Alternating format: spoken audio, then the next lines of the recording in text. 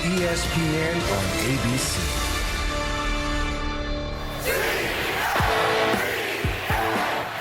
We are the Death Valley. They can use the name too. We're letting them borrow it. Oh, man, no.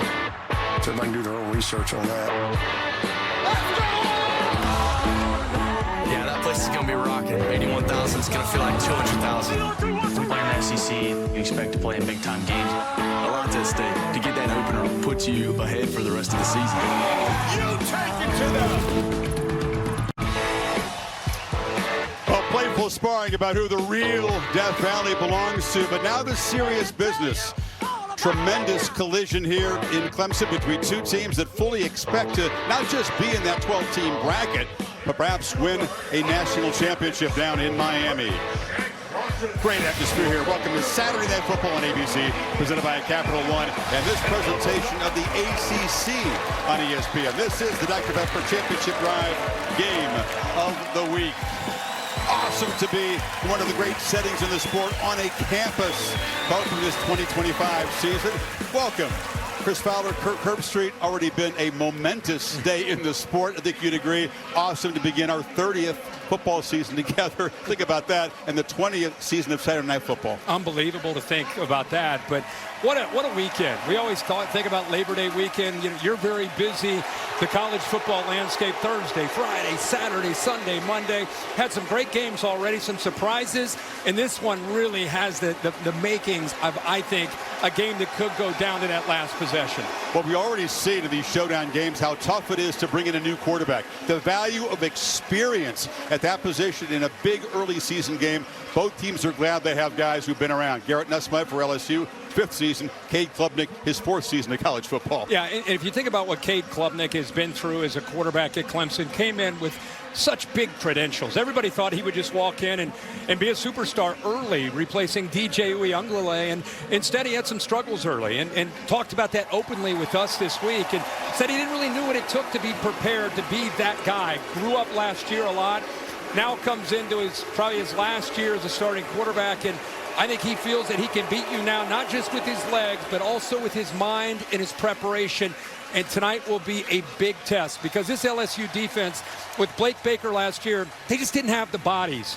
They do this year thanks to the transfer portal. They feel that they have a typical great LSU defense. So this could be a great test for him. Yeah, both teams are going to face upgraded, talented defenses. Nussmeier, like Klubnik, had some great stats, had some great moments last year, but he also, like Cade, felt he had to address some weaknesses in his game, and he's tried to do that in the offseason. Yeah, there are so many moments that you and I called a lot of those LSU games where we would be looking at each other like, wow, this guy is that kind of guy. And then there are other moments that he had some struggles. You can see in the losses where he had 6 touchdowns and 6 interceptions, 12 on the entire year. And I think that's where he came back to college football. Probably could have left. Wanted to come back and become more consistent. There's the good. This is what we saw a lot of. Then there were those moments like Texas A&M where you're kind of scratching your head, and I think he was frustrated with some of the decision-making. And this is what he's worked very, very hard on, is trying to eliminate that. Worst case, check it down. But this is going to be a big test. He's got 4 new offensive linemen, this Death Valley, and a defense that is mature and really loves to get after the quarterback. So it'll be a great test to see how much he's really improved and if he can avoid some of those mistakes. Yeah, affecting the quarterback is the name of the game. Both these defensive fronts feel like they have an edge on the opposing offensive line. We'll see how that plays out. Yeah, we will, because you're right. That's where the game can be dominated. Both these teams, that could be a real strength. Can't wait for this one. One of the great settings, one of the grandest entrances in all of sports is about to happen in Death Valley. The Papa John's kickoff is next after these messages and a word from our ABC stations. You're watching the Papa John's kickoff. For a better game day, order ahead. And welcome to the Papa John's kickoff. We're getting cranked up for this primetime showcase here. Pretty eventful afternoon. We'll start in Columbus, where I think the highlight of all highlights was right here. And Lee Corso, Kirk, in his final headgear pick, where it all began, nailed the pick. Nailed the pick. Barely Buckeyes held Texas to 1 of 5 on 4th down plays, including the tush push that didn't work. Yeah, tush push, middle of the 3rd quarter. Big goal line stand by the Ohio State Buckeye defense. Matt Patricia had his silver bullets flying around. Julian saying here to Carnell Tate, put Ohio State up 14. That's early in the fourth, but Texas, they mounted a comeback. They tried to get back into this game with Arch Manning getting time, making a big throw downfield. Finally, they get into the end zone, but you can see only 3.5 minutes to go in the game. Didn't do much offensively in the second half. The Buckeyes held to just 203 total yards, but there's the play that Caleb Downs, the safety, makes the play to seal it. Not the opener that Arch Manning envisioned. Great win for the Buckeyes. You feel like you'll see both those teams later, obviously. People were not considering FSU a strong playoff team. Revise that. They took out Alabama after giving up a 16-play drive to start the game. The Noles put on a show. Yeah, they really did. And give Tommy Castellanos a lot of credit for backing up some words that he said this summer. He didn't blink. He really did a great job of leading the Noles. Noles played with energy. Look at the fans. They're desperate to have the Noles back, and they get a big one, 31-17. Active week in the Alabama talk shows. Garrett Nussmeier, all the experience, all the calm, all the work he's done on the offseason to be ready for this environment tonight. And Cade Klubnik. These are two very pass-heavy offenses. Could come down to the last possession. Which guy has the football last? Hoping for a great one tonight here in Clemson. The Tigers of Clemson will get it started as they lap Death Valley and then make the grand entrance charging down the hill. It's all coming up moments from now.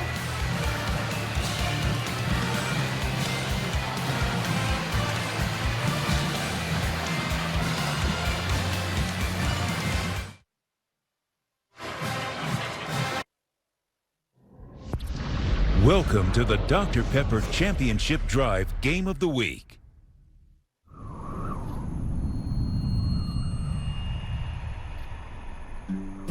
Welcome to Death Valley, where the sun rules the land and the earth tests all who wander.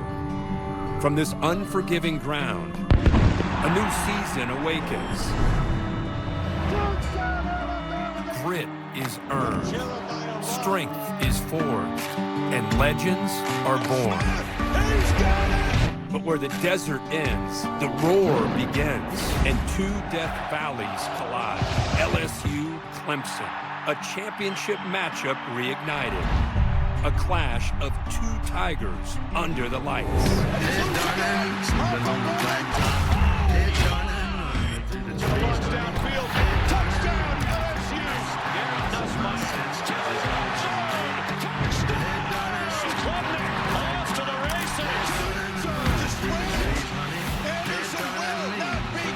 Said there were going to be some fireworks.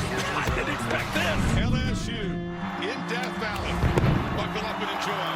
And I couldn't think of a better place than Death Valley, South Carolina, baby.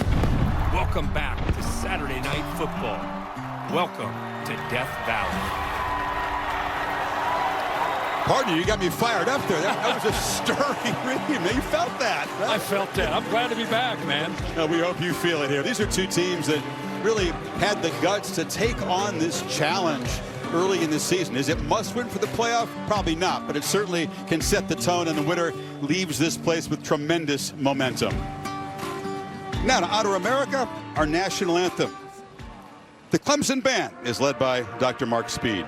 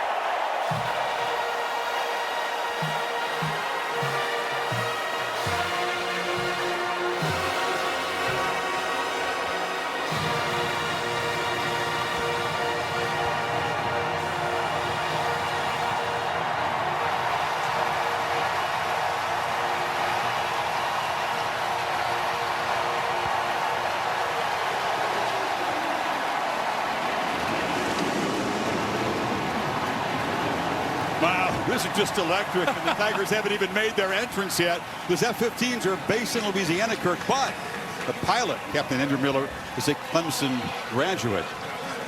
Tigers make their entrance by leaving the locker room on the west side of Tiger Stadium. They board 4 buses, and this is where the tension builds. Jake and Ty, your kids played in Clemson. I was talking to what this experience is like. Guys beating on the inside of the bus. Then it gets kind of quiet. They have their thoughts to themselves for a little while before the roar. And I've always said I'm always so intrigued for fans around the country that have never been down here to witness this. And I always thought that the locker room must be near the top of the hill, and they just came out and just ran down the hill. No. Their locker room's the opposite end of this stadium. So they take these buses around the home side and eventually make their way to the other end zone, where they eventually get parked right at the top of that hill. It builds within the stadium as they get that police escort around the stadium. Back in the day, the locker room was on this east end. They just kind of ran from there all the way to the stadium and then down the hill. It's evolved to this. And your kids were saying the bus ride, you just can't wait to get out of it. It feels longer than a minute and a half as the anticipation builds. I'm sure it does. 82,000 strong. We welcome them here. They're going to go around the back of the stadium, and you really can't hear much there. It gets kind of quiet, and then as soon as they make the second right turn and come along the east end of the stadium, all the players say, dang, you can hear the roar. Here they come.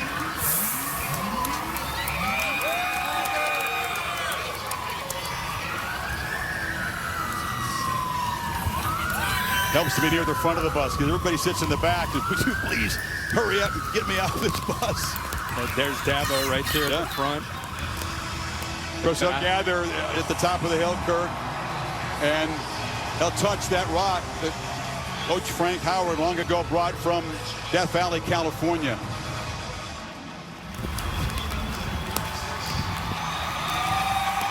And now they're hearing the roar as they make the turn.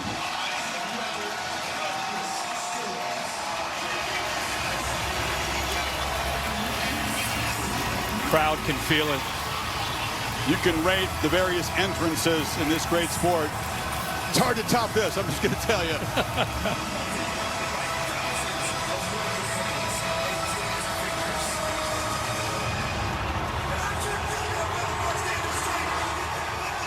Of course, they'll run down that hill, and the players say they'll think in their mind, what are they going to do when they jump?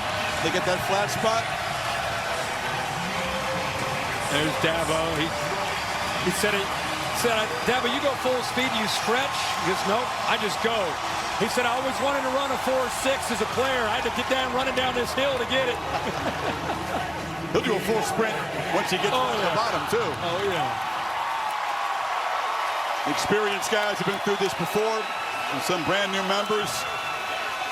Brian Kelly brought a Notre Dame team in here on a stormy night. It was a classic game. Sweeney had the better of him that night. Dabo will challenge his crowd, too. If he's not feeling it, he'll just start firing them up. Power and beauty of this sport. What a way to get 2025 prime time football underway.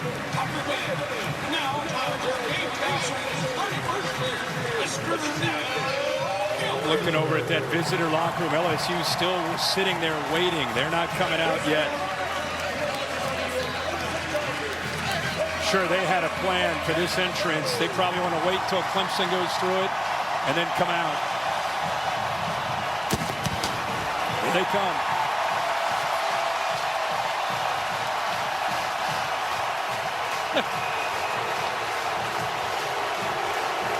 Dabo sprints out, and here come the 2025 Tigers.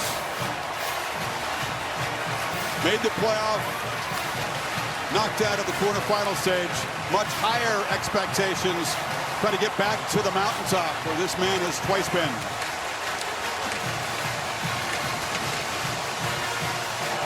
It's a great look into the eyes of the quarterback, Kate Klubnik.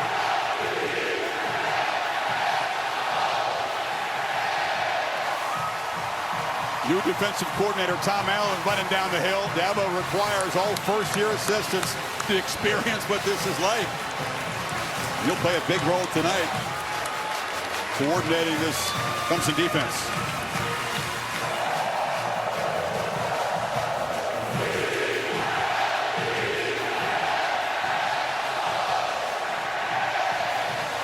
There's Coach Allen, former head coach in Indiana. He's got to sprint to the other end and get into this booth. All smiles. And while the frenzy was happening at one end of the field, LSU's Tigers quietly made their way out. It's a lot to manage. Well, there was the championship game in the 2019 season, January 2020, down in the Superdome. Coach O, Joe Burrow against Trevor Lawrence. Clemson led by 10 early in the game, and then the avalanche of the purple and gold. Yeah, it was a great Clemson team, but let's face it, it's one of the best college football teams we've ever seen with Joe Burrow and company. Pulled away and then ended up winning it all, and there's the infamous shot at Joe at the end, 42-25 national champs. Well, great to have both Holly Rowe and Molly McGrath with us tonight. There's Molly with Brian Kelly. Coach, welcome back to Clemson's Death Valley. What do you expect to see from quarterback Garrett Nussmeier in this environment? Poise, confidence, composure, and then compete. You know, those are the things that make great players, especially in this environment, right? This is a great challenge, one our guys are looking forward to. But look, you got to play with composure, and all he needs to do is beat Garrett Nussmeier. Nobody else. If he does that, he's pretty good. What's the key for your defense against quarterback Cade Klubnik? Yeah, I mean, he's a very good quarterback. He's got the ability to run. We've got to be able to contain him, keep him in the pocket. If he stays in the pocket, we have a better chance. We don't like him outside the pocket, so this is going to be keep an eye on the quarterback. All right, thanks. Good luck, Coach. Let's go to Holly Rowe now. Well, Coach, this atmosphere is electric. I know you've had a lot of big expectations on this group. What do you expect to get into a rhythm early? Just do our job, you know, do what we practice. We've had great preparation. Only thing now is execution. So just do what we've been coaching to do. Bring the calm to the chaos. Cade Klubnik has said all along that you believe in him. How will he bring that calm to this chaos? Just be the experienced player that he is, one play at a time. Handle the success, handle the adversity, and just lead. Thank you, Coach. Pleasant evening. It could be a lot hotter and stickier in late August here. 88 degrees. Doesn't feel that hot. 113 in Death Valley, California, by the way. You're going to see this LSU offense on the field first. Clemson won. Sweeney deferred. Well known that LSU stumbled in 5 consecutive openers, Kirk, 4 times as a favorite. They don't have that role tonight. But LSU faithful want to see poise and composure regardless how tough this place is to play. Robert Gunn to boot it away.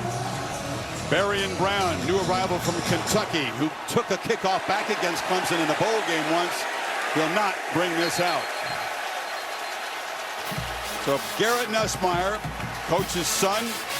His dad, Doug, is now the offensive coordinator down the road with the Saints. You can see a 4,000-yard season. You don't see the interceptions on there. That's the thing he's got to improve upon. Yeah, 12 last year, and he'd be the first one to tell you that they really studied those interceptions, tried to find out where he continued to make a few mistakes here or there that cost him some games, and it's like we talked about in the open. It's why he decided to come back. Too many risky decisions.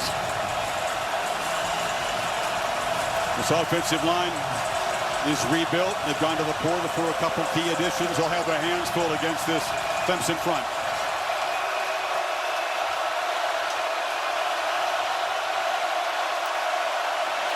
Caden Durham is the featured back. He's a tackle breaker, and right on cue, he does shed a tackle. Durham has got the edge. He's tough to bring down, and on the first play, they rip off 25 to midfield, Kurt. Well, it looked like he was down. Wade Woodaz was actually in the backfield and had him wrapped up. But look at the low center of gravity here by Durham. Gets his left hand down, I believe, after contact. Right hand down. Keeps his balance. And that defense, because of the way they were flowing, they were surprised he came out the back door. Sophomore from Oklahoma gets him going. There's an easy pitch and catch to Bauer Sharp, another newcomer. He was with the Sooners a year ago.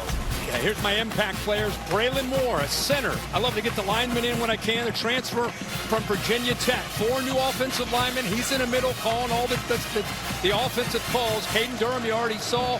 Peter Woods, the big All-American in the middle, number 11, lost 30 pounds for this year. Looks great. And Wade Woodaz is really the heart and soul of this defense in the middle. Almost came up with that tackle on the first play and let him slip away, number 17. On 2nd and 6. Nussmeier looking to throw. Flips it to Durham in the flat. He's got a little crease and he darts ahead for a first down inside the Clemson 40. Woodaz made the stop after an 8-yard gain. You and I had called the South Carolina game between LSU over in Columbia early last year, and they were trying to find a back. It was running back by committee. And after that game, the young freshman kind of took over. He almost had 100 yards and a couple touchdowns. He is terrific, and I think they feel that much better about what he can do this season in the backfield, helping his run game and balance this offense out. Minute and a half in, already the decibel levels dropped just a little bit. Bayou Bengals handling this atmosphere beautifully, and now a looping downfield shot. Hand fighting on the edge. It's incomplete. It was Fredez Green, the talented tight end. Big shoes to fill. With Mason moving on. Well, they love him, and they warned us. It's 6'7". They're going to flex him out and try to give him opportunities one-on-one. He's 6'7". Barnes is 6 feet. That's a matchup they want. On that, he was in the slot. They throw the fade. Pretty good coverage there by the veteran Barnes, but you'll see more of that with a 2 tight end look with Green and Bauer Sharp. Look at the size of this guy. He's 6'7", and they like to flex him out. Had the 2 touchdowns in the bowl game against Baylor. And the ball out from Caleb Jackson, trapped behind the line. As coming downhill in a hurry to make the play was Jaheim Lawson off the edge. He plays hard, very, very twitchy. They feel he can be an impact player for him. He's got his hand down. Nobody picks him up. He just closes down with that speed. Good job there. Using his twitch and his quickness. Get downhill. So 3rd and 11, and the noise is back. Remember, 4 new offensive linemen, a couple transfer portals. You practice it, Garrett's going to call a timeout. Had plenty of time on the play clock, Kirk, but didn't like the look there. You can pump noise through the speakers. You can't simulate this. We'll step aside. LSU on the move early, but facing 3rd and long when you come back.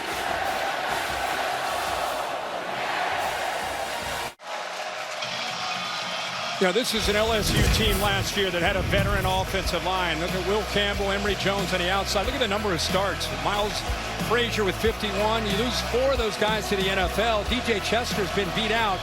And now you've got 2 transfer portals. You got 4 new offensive linemen. And you got a 3rd and 11 here in this environment. See if Tom Allen dials up some pressure. Well, they're going to run the ball, and going nowhere. T.J. Parker made the stop on Durham. Interesting call on 3rd and 11, perhaps fearing that pass rush. Yeah, and you just wonder with that play call, especially with a veteran quarterback. We talked about the offensive line not wanting maybe a negative play, but super conservative here. Maybe if you hit it for 6 or 7, you're in that kind of in that area where you go for it. But him getting shut down with that play by Parker, they're going to punt it away and play field position. Parker just explosive, the top-rated edge rusher. Most early draft boards. Grant Chadwick to boot it away. Antonio Williams, tremendous receiver for Clemson back, and that bounces into the end zone for a touchback. That's frustrating after 3rd down run, and you got a chance to pin them, and instead special teams lets you down with the touchback. Cade Klubnik, tremendous year, went back to his hometown of Austin, Texas, and Clemson Tigers battled. They were the only road team that really showed up in one of those first-round playoff games, and number 3 rated prospect overall. Think of that. Coming a long way to go. A winner. You're in the big division in Texas at Westlake, and you in Austin, and you win 3 state championships as a starting quarterback. The MVP of the Elite 11. I mean, a lot of expectations. Last year, he started to live up to them. He's very excited about what he can do this year. From the pocket, ball batted and falls to the ground. was the impact players when Clemson's got the football. That was a heck of a play there up front. That was Patrick Payton. Antonio Williams, number 0. He's their go-to receiver. They do not return a running back. They move Adam Randall, receiver, to running back. Keep an eye on number 9. They'll use a lot of different backs. Whip Weeks, boy, so much fun to watch, 40. And then a transfer from Virginia Tech, Mansour Delane, who had a lot of starts at Virginia Tech, brings a lot of experience. There's Randall right into the teeth of this LSU defense, which really struggled last year. Year 2 for Blake Baker, who came over from Missouri but couldn't run the system he wanted to. Not enough depth or experience last year. They think they've fixed both. Yeah, it's right. I mean, if you watch their pressure, they really were fairly vanilla, and that's not like him. He got the job because of what he did at Missouri the year before. His entire career, he's been super multiple on third downs. Gets a chance here to crank it up. See what he does. Klubnik facing 3rd and 8. They do bring pressure on the run. He'll be sacked. The pressure gets home. P.J. Woodland off the corner makes the play, and Clemson goes 3 and out.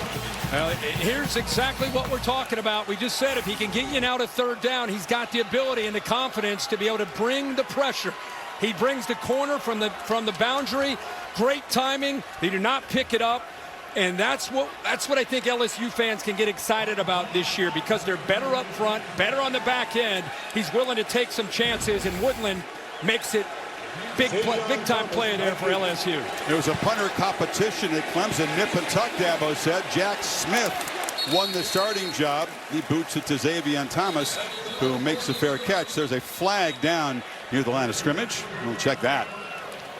Already we've seen offensive lines having their hands full, and that's going to certainly affect the play calling, how aggressive you want to be. During the kick, holding, receiving team number 26.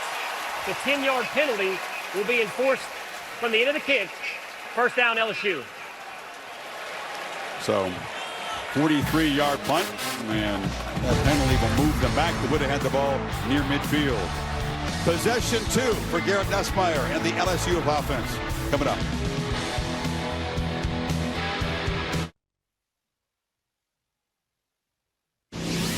Capital One cardholders can redeem their credit card rewards for tickets to exclusive events and experiences on Capital One Entertainment. Scan the code to learn more. Capital One. What's in your wallet? Tom Allen coached a very salty, very good Penn State defense a year ago. Wasn't looking to leave. But Dabo Swinney get a very convincing pitch to him. He's also got family down in this area and makes the move. Well, he's needed. They needed some juice. These last 3 years have just not been the same defense as far as the energy. Last year, their run defense was not very good. They gave up a lot of explosives because they weren't great in their run fits. So he's needed, not just because of a good coach, but this Clemson defense has got to get better. Off the play fake, Nussmeier, shovel pass underneath to Jawan Johnson. He's a versatile back. They'll use him in a variety of ways. They'll rotate 3 or 4 guys in tonight, but a short game. Garrett Nussmeier, of course, got to LSU before Brian Kelly did. Kelly brought in Jaden Daniels, and he backed up the Heisman Trophy winner for a couple of years. Second year as a starter, looking to build off last year's productivity. 2nd and 7, play fake. Bauer Sharp's got his second catch. The ball comes loose. Clemson scoops it up, and taking it back the other way is Ricardo Jones, who recovered the fumble by the tight end. Avion Terrell knocked it loose. Boy, this play started out as a great read by Garrett Nussmeier, because the defensive back drops. Watch his head see that. Sees it, okay, get it out quickly, and then boom, Bauer, I think, surprised with that corner. Terrell closing as quickly as he did, and Jones is there to pick it up. So it's the run. Let's see if the knee is down. Well, that ball is starting to come out. So it looks like that's a fumble before the knee touched. They'll probably take a peek at that one. Bill LeMonnier, rules expert. This is close, Bill. How do you see it? This one's made for replay. They have to determine, is he still got firm control of the football when that knee touches the ground? If it starts to move in his arm like that, is that not considered firm control? If it starts to move in his arm, it's not firm control. It looked like that was happening. It looked like movement there. Sharp is a key piece of this offense, they think. He's the guy that led the Sooners in receiving a year ago at that tight end position. Turnovers. Boy, were they a problem for LSU last year, Kirk. They were -3. They determined to clean that up. And let's not overlook the job by Terrell, who's known as a cover guy. And I mean, he hits him, and he shows on the field is a catch and a fumble recovered by the defense. The previous play is under video review. It's an SEC crew, and Gochar just now saying it's going to replay. Just quick on that thought. Just Terrell's known as a cover guy. He collapsed down in a hurry, surprise Bauer. That's what causes the fumble. I love to see corners willing to get in there and mix it up. I think everybody, including you and I. Bill, you good with you think fumble? You know, one of the things I got to look at too is, did he have control and possession of the football?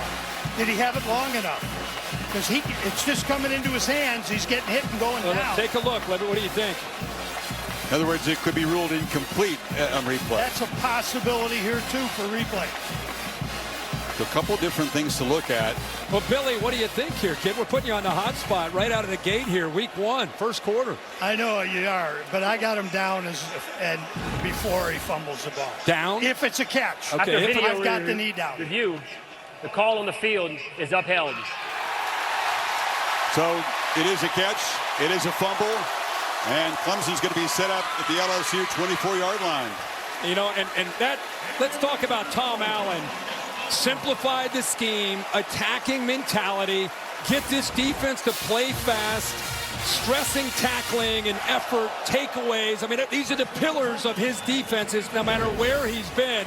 And you can see his reaction to the play by Terrell and the pick up for the scoop there by Jones. And they put Cade Klubnik and company in great field position.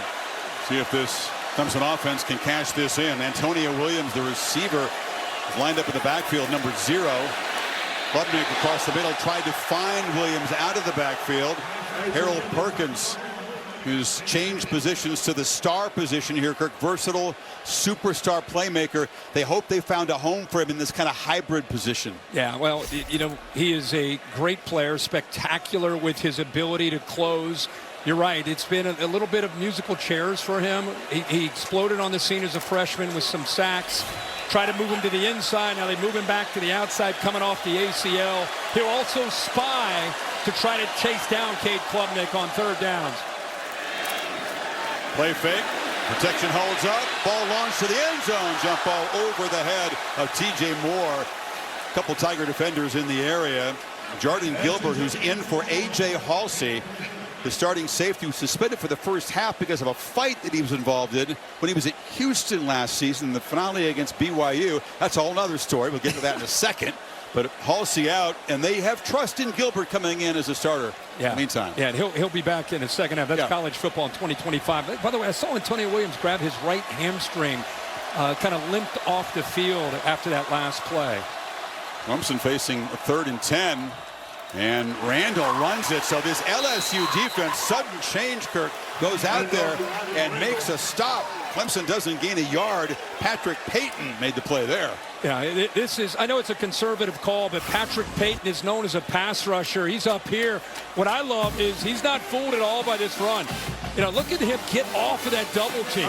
Just splits the double team, collapses down, and makes a great play. So both teams on third down in plus territory offensively, electing to go more of a conservative route. Clemson at least has a shot at a field goal and 3 points. Hero of the ACC championship game, Nolan Hoosier booted a 56-yard walk-off field goal to give the Tigers the ACC crown. This is a chip shot from 42, and he just bangs it through. But LSU will take that as a W. As the fumble sets up Clemson, they gain nothing. 3-0 Tigers. Nussmeier and LSU back to work next.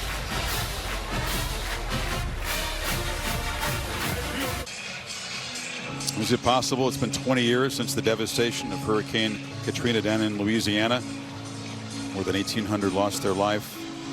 Unimaginable psychic damage there. LSU became a lifeline. 6,000 patients came up to Baton Rouge. They sheltered pets, mobilized volunteers, and on this anniversary, Molly, the Bayou Bengals wearing a sticker to commemorate Katrina.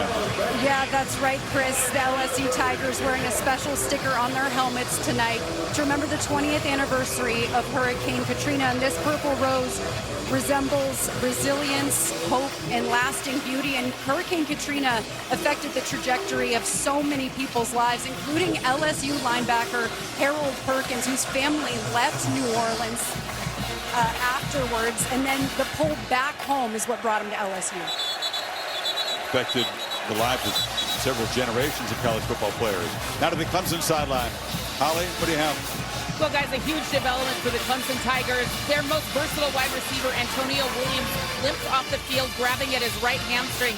He's been in the injury tent. I can see them working on that hamstring. This is a huge deal because he can line up everywhere on the field. He's a big part of the Clemson offensive plan. In his place, I've seen Tyler Brown, the redshirt sophomore, go sit on the bench with the starting wide receivers and start looking at the iPad. He'll have to come in next for Antonio.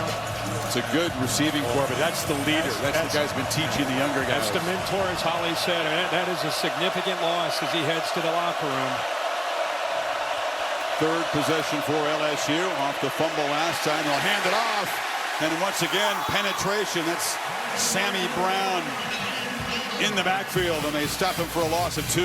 Again, if you're a Clemson fan, you know this is what you like to see. Getting downhill. Garrett Nussmeier, interesting here. Just a couple possessions, but throwing the ball to Sharp, throwing the ball to Durham, getting the ball to Juwan Johnson, Green, the big tight end, not getting this group of receivers that LSU coaches were very high on and touting after the transfer portal. Haven't been able to get him the ball just yet. And now one of those pre-snap penalties. All-start offense, number 14. 5-yard penalty, remains second down.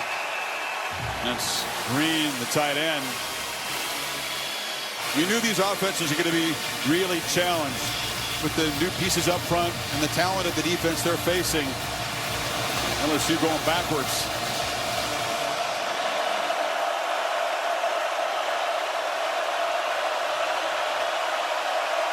They have a chance. They got to get something out of this second down play.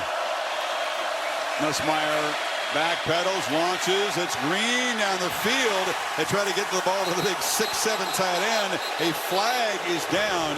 Wayne Wood has defended. They are intent on involving this young tight end tonight. That's going to be pass interference. Official threw it right where the contact was. Flag came in from near the line of scrimmage. Pass interference. Defense, number 17. 15-yard penalty from the previous spot. First down. That's a good call. I mean, it's not just the end of the play. It's the pushing that he went on for about 7 or 8 yards. He took away the boundary or the cushion to the boundary, and it just got way too handsy. Watch how much contact there is. Pushing. Yeah, it's a good call there.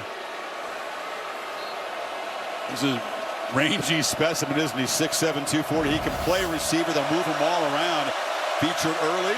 And he draws the penalty that gives him a first down at the 34. And breaking it off is Xavier Thomas. Receivers got blazing speed. They're getting a little creative with the run game here. Lucas forced him out, but it's a first down near midfield. I'm with you. You know, you have that motion. Last thing you're thinking about is he comes in motion. You're thinking he might go around to the other side, but instead puts the brakes on, goes back the other way, picks up a block from the back there. Caleb Jackson. Whatever they can do. We just talked about how they're not getting the receivers the ball yet. That time they used him in a run game. We've got a lot of talented receivers who can do a variety of things. A lot for Joe Sloan to deploy here. Another flag comes out. Bursting down the field is Caden Durham. But again, that flag right at the line of scrimmage. This one's going to come back, looks like. Illegal shift, I believe. These early penalties illegal are piling motion. up, and Kelly obviously Offense, frustrated. Number 6. He went in motion from the line of scrimmage. 5-yard penalty, remains first down. Negates a 15-yard gain. Yeah, that's to Brian Brown, who's a very talented transfer portal from Kentucky. And Kelly communicating with him. That's a miscommunication with the receiver. You saw him start on the line of scrimmage, cannot go in motion. That whole play from the beginning, he looked very hesitant and unsure. Officials on top of it. Pushes him back behind the sticks again.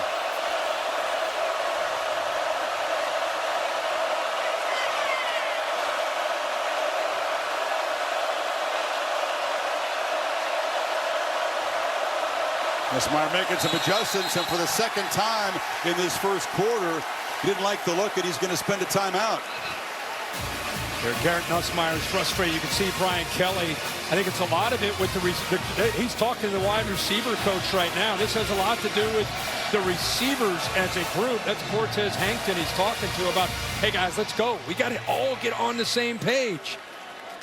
And when the coach chews you out, the assistant coach gets wide eyes as he talks to his guys. Yeah, he's talking to Chris Hilton right there, number 3. Again, this is a great group of receivers. You got a veteran quarterback. The expectation that this is going to be a fantastic passing game, and it will be. It's just they've not yet been able to find their rhythm on the road against this very talented and athletic Clemson defense.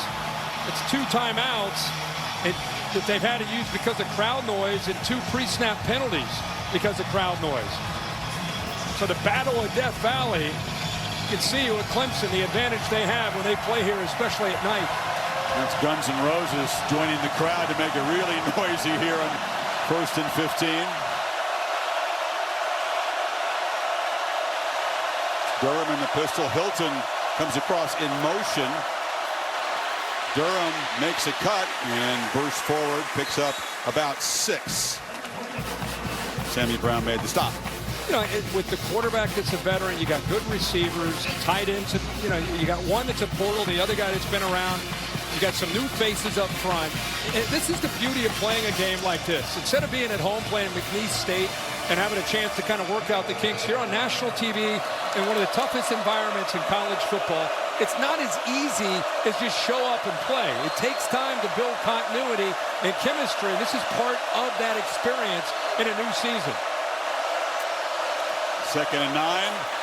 Durham trying to get the edge, but the Tigers swarm him, stopping behind the line, and Sammy Brown has been active here in this first quarter. Very pass-heavy scheme so far.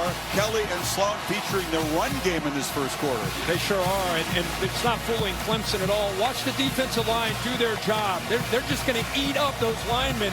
See how 47 is free? Nobody's able to climb up to him. Sammy Brown says, hey, fellas, in film, I'm going to recognize the job that you're doing. You're freeing me up to roam and make a lot of tackles. 3rd and 9. Tigers bring the pressure. Nussmeier back pedals. It's a low throw. It's incomplete. Tried to get it to Aaron Anderson. Terrell made the play to force the fumble. This time he does what he's known for, which is be able to play in great tight coverage. That's him in the slot. That's good against good. Aaron Anderson can separate, but that time with the pressure, Nussmeier's got to get rid of that ball, tries to go low and away, just not quite enough on it, but good tight coverage there by 8 and orange, Terrell.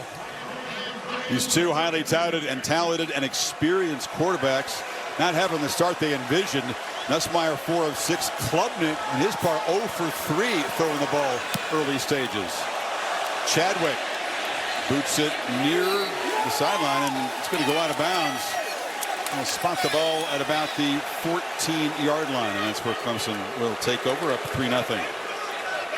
Well, this Labor Day college football weekend just rolls on. South Carolina hosting Virginia Tech in the afternoon, 3 o'clock Eastern on ESPN. And in prime time here on ABC, how about this one? Notre Dame and Miami at Hard Rock Stadium. Both those teams expect to be in the playoff bracket of 12. And then Monday night, you and Holly will join Reese down at Chapel Hill. Bill Belichick makes his Tar Heels debut hosting the Horned Frogs at 8 o'clock. Yeah, that's 3 great games. Of course, Bill Belichick there to cap it off on Monday night. 5 straight days of college football. But I'll tell you that game, those 2 games on Sunday are fantastic. Shane Beamer going up against his old school, and of course his dad, who was a legend in Atlanta. And man, what a game. Miami and Notre Dame. Meanwhile, Clemson back-to-back 3-and-outs, negative 10 yards total offense. And they hand the ball off to T.J. Moore. Runs around left end for about 5, brought down by Perkins. Blake Baker is dialing up blitzes. He's blitzed 3 of the 4 times on these dropbacks, and he's been able to come up with a couple sacks. He is dialing it up. He warned us on our Zoom that get ready. It's going to be a different LSU defense this year with the pieces we have on the inside. Guys like Bernard Gooden, Dominique McKinley, and of course the 3 transfers on the edge, and we've seen that.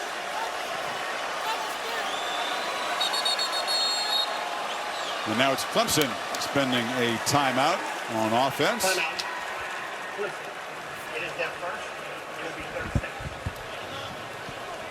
You know, when you go to camp and you've got talented defenses in both these teams, you talked about the upgrades they made on that side of the ball. You kind of expect the defense, to be ahead of the offense, right? They know the scheme very well, and both these defenses have looked great in camp, and it's translated onto the field so far. Yeah, I think defenses are typically ahead of offenses in college football. There's no preseason football. They're able to see the ball and fly to the ball. Offenses, it's timing, it's rhythm. It's kind of like pitchers being ahead of hitters early in baseball in April. So it's not necessarily surprising because of the experience under center. Still a long way to go, but both these defensive coordinators have two really good defenses, and they're not afraid to take some chances and be aggressive. Offenses haven't taken many chances yet. Not much aggressive play calling. Handoff. Banging forward for a first down is Randall. It's hard to believe that a guy that had 4 carries last year could be a featured back at a place like Clemson. Maffa moves on. They didn't really have an established guy, and he looks the part as a running back, doesn't he? Yeah, he's 6'2", 235 pounds, has a great attitude about making the move late in his career. They say he's very natural as a ball carrier. Biggest thing you would expect he has to work on is just picking up the blitz and just getting comfortable coming out of the backfield catching the football. Very unselfish, does whatever it takes to help the team. Klubnik on the move. It's complete across the middle. Another first down. That's Bryant Wesco, talented sophomore out of Texas.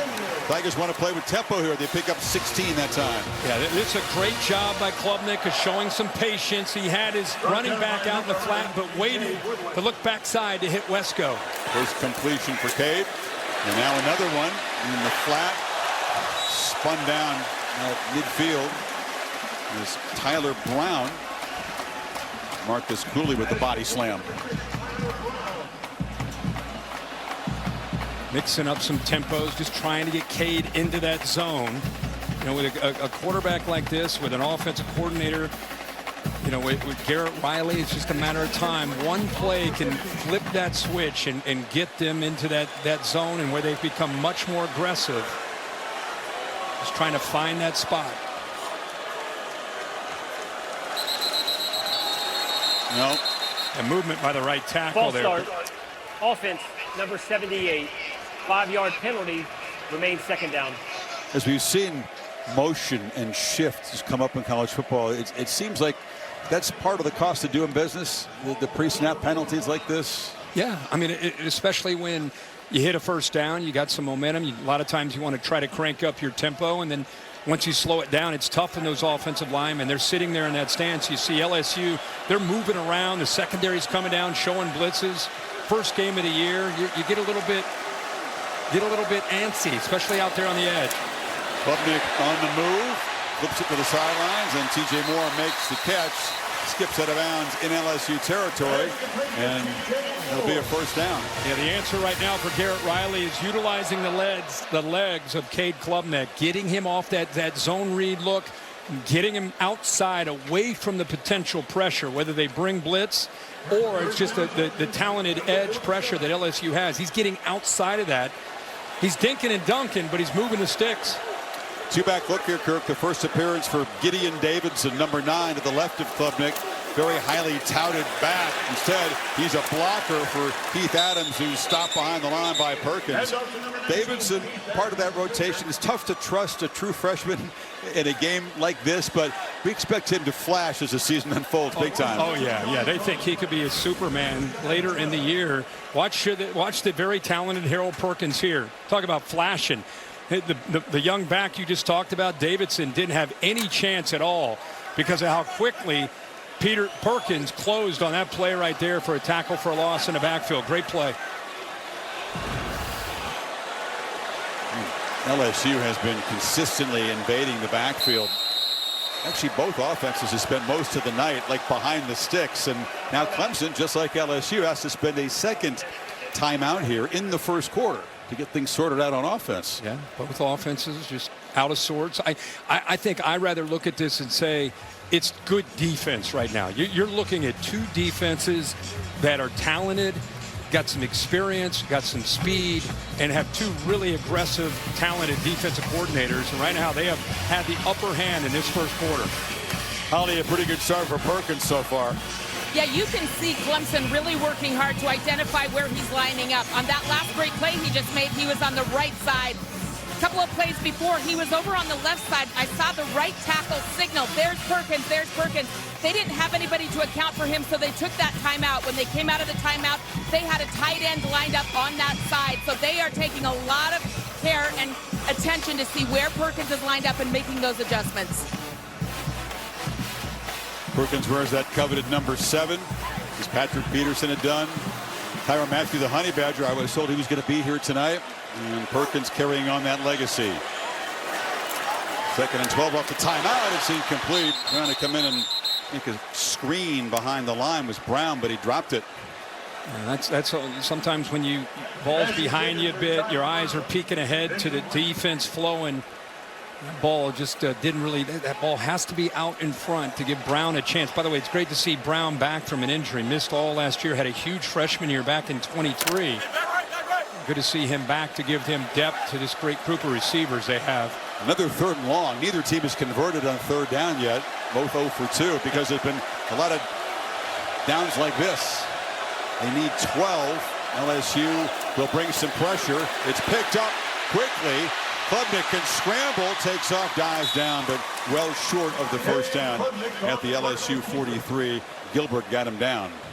And Gilbert did a nice job of chasing him down. Cade Klubnik can go when he gets outside of the pocket and got away from the pressure. Kind of in that gray area there where, you know, you're not really in field goal range. And with the way this game is going, it's becoming, even though it's only the first quarter, becoming kind of a field position game. But they are, wow. Yeah, I thought they might punt this. They're going 62-yarder. Hoosier, the play clock's winding down here. Remember, he was good from 56. Maybe a pooch punt? Beat SMU. He's capable of doing that as well. Yeah, good call, Kirk. Direct snap, but he just kind of rolls the pooch punt. Nobody back there to field it. And he's going to roll down to about the 16. He got it there from 56, but 62? Take a look at 2. Bringing the heat, brought to you by Sonic Smasher. Yeah, if you've missed the first part of this game, it's been great defense. LSU has tried to come up with some answers, but boy, Clemson, that was a 3rd and 11 flying around. Here's a forced fumble. Really good job by Terrell, who's a cover guy, but shows you how physical he can be with the defensive line doing their job in a run game. It's freed up Sammy Brown, who had a monster freshman year. It's a good job of flowing. Tom Allen has his defense flying around in his first year as defensive coordinator. Looking good. Just 23 passing yards for this touted passing game from LSU. Fake it to Durham. Slant. Catch made by Aaron Anderson. Began his career at Alabama. Big year last year. Moves the 6. Well, he had a great move at the line of scrimmage to create that separation, then protected himself because the ball got out early enough before the safety came down. Watch him at the line of scrimmage to your right. Ooh, little outside move. Look at that separation. It's a first catch by a wide receiver in this football game for Garrett Nussmeier, and we're almost here at the end of the first quarter. Very tough matchup out of the slot. 5'8", as you saw, very quick. Clock winding down. They did not get it off before the end of the first quarter. So a turnover, the difference. Fumble forced by Terrell, returned by Jones, and then a field goal. Defense ruling right now, end of the first quarter in Clemson. Back after this message. And a word from your local ABC station. You're watching the ACC on ABC.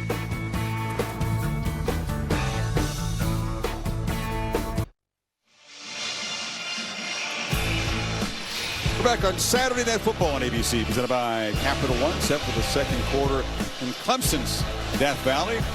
2 explosive offenses, 2 experienced quarterbacks, but the defenses have had their way so far. Neither offense able to get untracked. On Johnson, first down handoff. That's Xavier Thomas. Check it. He comes around the end from a receiver position and creates an explosive run. First down to the 40. This is a nice job by Thomas, and they talked about how he has an ability as a receiver to get into the backfield. Look at this play. He's going to find the grass back on the backside. That's just a really good natural feel as a ball carrier. They said a most improved LSU Tiger during camp was number 0, Xavier Thomas, in his second year after transferring over from Mississippi State. You can certainly take the top off the defense. Good speed. Johnson shifting around. Nussmeier making some adjustments up front. Play clock at 3. Hand off and hitting a crease. This LSU ground game has been better than expected, frankly, on the road here. Picked up almost 10.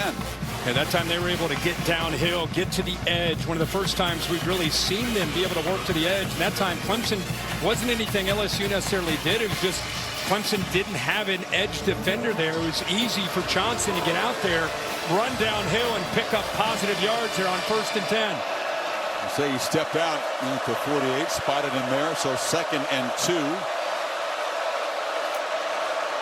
Nussmeier looking right now, back down the center of the field, has a man wide open, and the catch is made by Thomas, who's making an impact in a variety of ways there. Picked up 19. Just watch the body language, watch all of the play action going to the right. See his look? He's setting this up to eventually find the window on the backside, which he's able to do. Ball moves inside the Clemson 35. Kind of false tempo. They get up quickly, and then Nussmeier backs off to check the defense. Handoff again. Johnson into heavy traffic, and T.J. Parker, brilliant guy, stopping the run and rushing the passer, makes the play off the edge. That last play was a great example of who Nussmeier is and why the NFL is excited about his potential. A lot of substitutions right now for LSU. 3 or 4 guys coming off, 3 or 4 coming on. Clemson made some substitutions as well.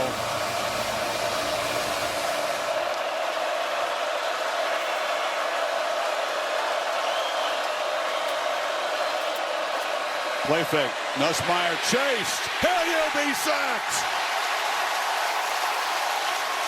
Will Heltz, and went to the portal and got this guy out of Purdue to do exactly that. Well, it's his athletic ability. Chris, he's 6'6". I mean, he is a big man and has great closing speed. Watch him on the edge. He's able to split and then close down with that length and speed that he plays with. Played at Purdue, 260 pounds, but can move like that. Dabo Swinney loves to see this Tom Allen defense and how aggressive they are. That's what they used to be, that kind of defense when Brent Venables was here for years. Off the edge, Juwan Johnson comes back and makes the catch. Kind of an interesting wrinkle play. They pick up a nice chunk on 3rd and very long. Pick up 9 yards there. It's going to be 4th down. And Kelly's going to send out the punt team. No gamble here. I think they got a shot at a field goal with that run. Oh, you're right. They are going to bring out Ramos, and he's going to line up and try one from 53. 2 yards short of his career long. Ramos, one of the more productive kickers. He's on all the charts at LSU in terms of career field goals and points. Trying to tie this game from distance. And he drives it right through Damian Ramos. And that 9-yard gain getting in within field goal range. And LSU ties the score here. 3 apiece, early 2nd quarter.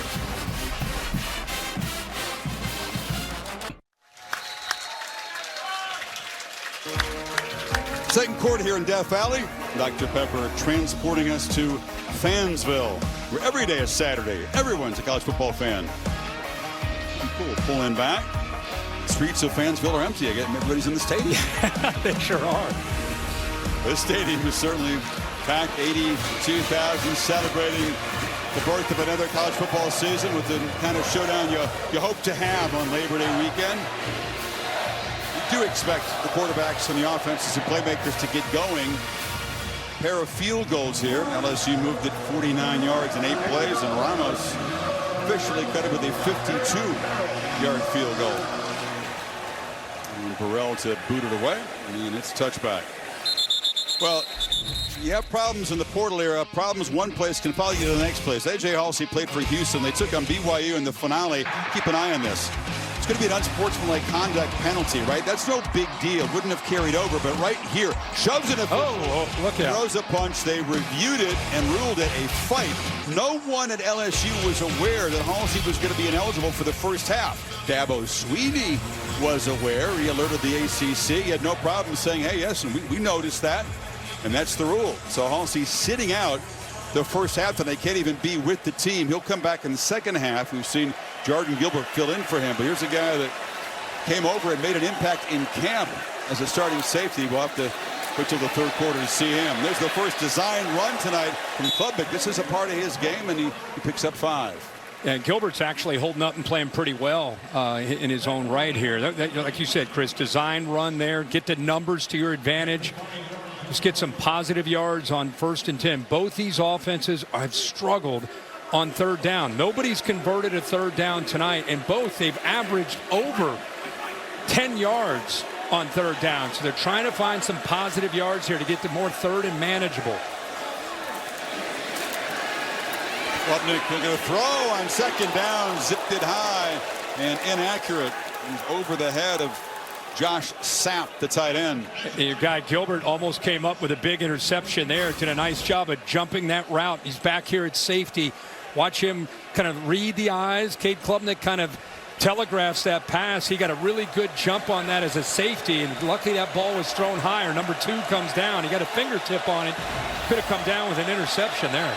Weeks told me this week, don't worry, number 2's good. Don't worry about not being out the first half. He's playing pretty well. Former Aggie. On 3rd down, pressure is picked up across the middle. T.J. Moore's running free, and he's got a big gain in LSU territory to the 41. They do convert on 3rd down. How about the route right here? He works to the outside and then comes back to the inside. Really, he's just confused the defense. They lost him in coverage, and then he is very dangerous for yards after the catch. Great job there. Well designed by Garrett Riley and good execution.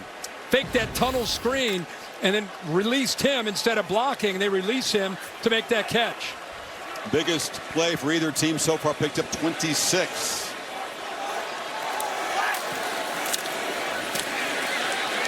David Ezioyimad, one of the true freshman tailbacks. It's a rotation for Clemson, as we mentioned. He gets his first tote and takes it about 3 yards. Yeah, that we talked in the early part of this broadcast. That's the one spot. I think they're just going to kind of see how things go with Garrett Riley and this offense. Who's going to emerge to be the guy? You know, they don't have an ETN here where it's just obvious that that's the back. They've got 3, 4, 5 guys that they feel really good about. They all bring something maybe a little bit different. Eventually, somebody's going to become the guy, and they're giving them all a chance. Sapp, the tight end, was in the backfield there as a blocker. Klubnik is scrambling. He's got space. Makes a man miss. Got right around West Weeks. You see the elusiveness, the athletic ability. Moves to 6 again. Chris, watch the block here and the awareness of the right tackle. Really good job. Outside, he looks to the inside. He sees Weeks. It allows Cade Klubnik to step away from it. And then that's the dangerous part of number 2. He can take off and make you pay for it if you don't spy or you don't keep your eyes on him and you're focused on the coverage and playing man. You got past both Weeks. West and Witt playing together for the first time since they were in high school. There's also the younger brother, Zach Weeks, a freshman on the roster. Yumame again with the short carry. Hyburn made the stop. So Klubnik hadn't had an impact as a runner until this drive. And the design run and then a couple of nice scrambles. It's a big part of his attack and what they like to do. Makes that defense, just even if you just have to be aware and account for his legs and the threat of his legs, it can open up other aspects of this offense and what they can do.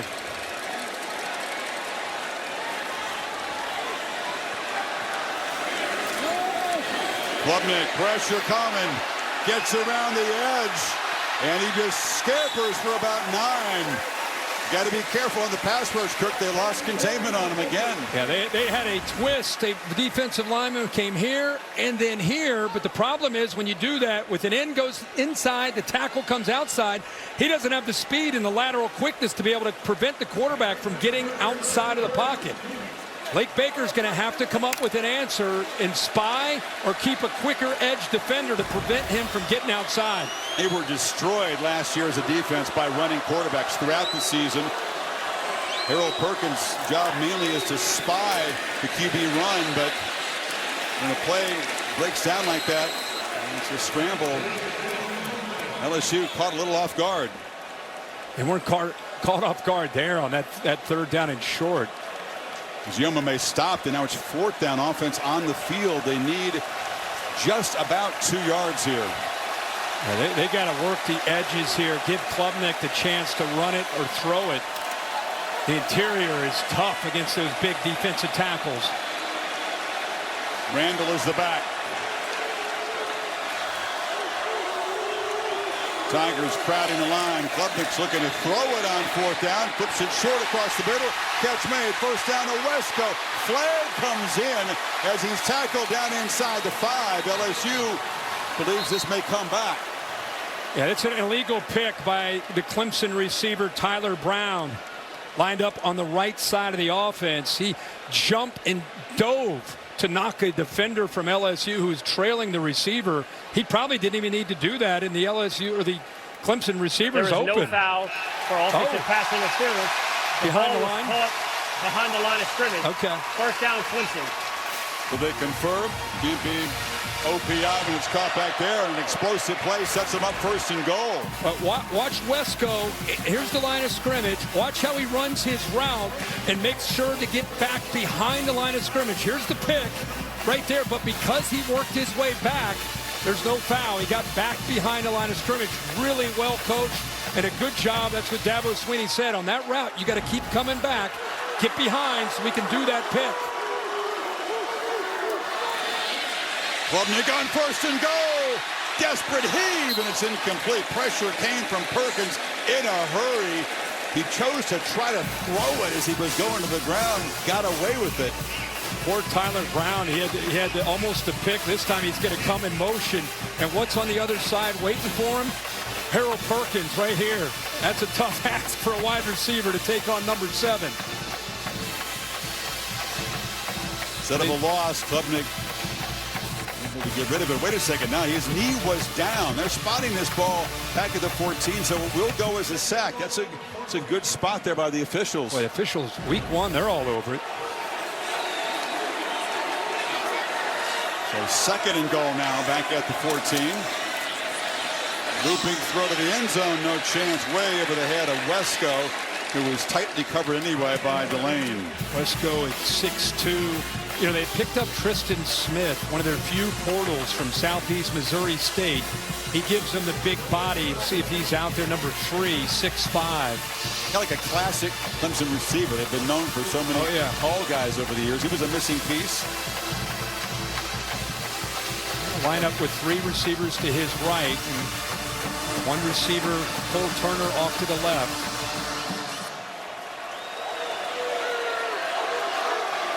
Klubnik, quick drop, zips it across the middle, and trying to work his way to the goal line is Tyler Brown. He stopped about a yard and a half short.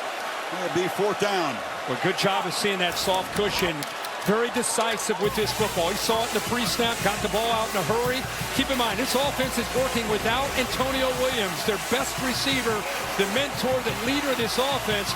And Tyler Brown is coming off an injury a year ago, didn't play, has had to step up and has done a nice job, number 6 in that slot. Jumbo package, Kirk, 6 offensive linemen. Braden Jacobs comes in, 2-back look. Big play here, second quarter. Handoff. Finds into the end zone. Touchdown, Randall on second effort. Refused to be stopped. That's a converted receiver. Looking a lot like a power back. Wow. Well, that was a collision. First, we had a great block by Keith Adams Jr., the fullback. But what an effort, Chris. You talked about it. It's with There's the first collision. As the linebackers, LSU thinks they've got him stopped, but the converted wide receiver to running back uses his 6'2", 235-pound frame. That second and third effort to get into the end zone. What a drive. The Tigers offense comes alive. 2 explosive pass plays in the drive. Nice scramble by Klubnik.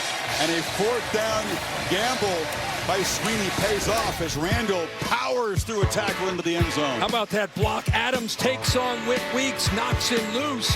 And then Randall's effort goes through his brother West Weeks to get into the end zone. 2 big collisions. And Clemson gets the touchdown.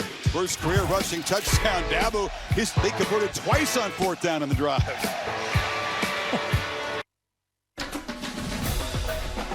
See Saturday Night Football is presented by Capital One. What's in your wallet? The most confident player we've ever talked to on the eve of a championship game. Joe Burrow says it's not going to be fair when we take on Clemson's respected defense. Chase and Jefferson got loose. Of course, it was a matchup between 2 eventual #1 overall picks. Trevor Lawrence suffered, I believe it was his first loss of his career. He beat Alabama the previous year. And tonight, 2 guys projected in the top 6. Of course, that draft board will change, especially when it comes to quarterbacks. They met 4 times, all in the postseason. 2 in Atlanta, 2 in New Orleans. First regular season meeting here tonight. And I think Dabo would tell you the game in 12, the Chick-fil-A Bowl, was a game that really propelled them to become the program that they are. He points to that game, that's when Taj Boyd and company had a big win against a great SEC opponent in a bowl game, and he said it became a different program after that game. Great rally. Boyd. That's right. Hopkins came back and put a play. Crowd is into it loud. 7-point Clemson lead as Nussmeier takes over from the 25.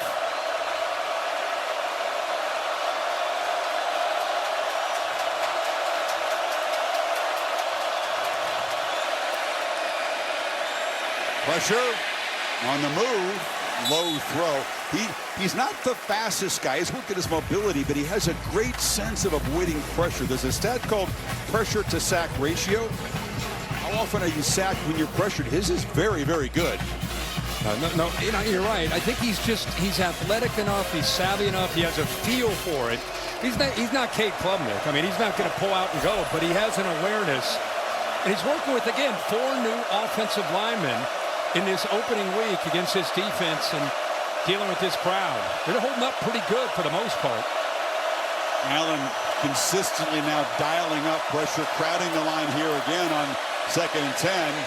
Nussmeier takes off as a design run. Doesn't do it often, but sprints to a first down. They just talked about his awareness. He knew exactly where he needed to go to get that first down. Good job of sprinkling this in. Pull it. There's nobody out there. Now he has an idea where he needs to go. Dive. Instead of going feet first, dive for that first down marker. He knew exactly where he needed to go and got it.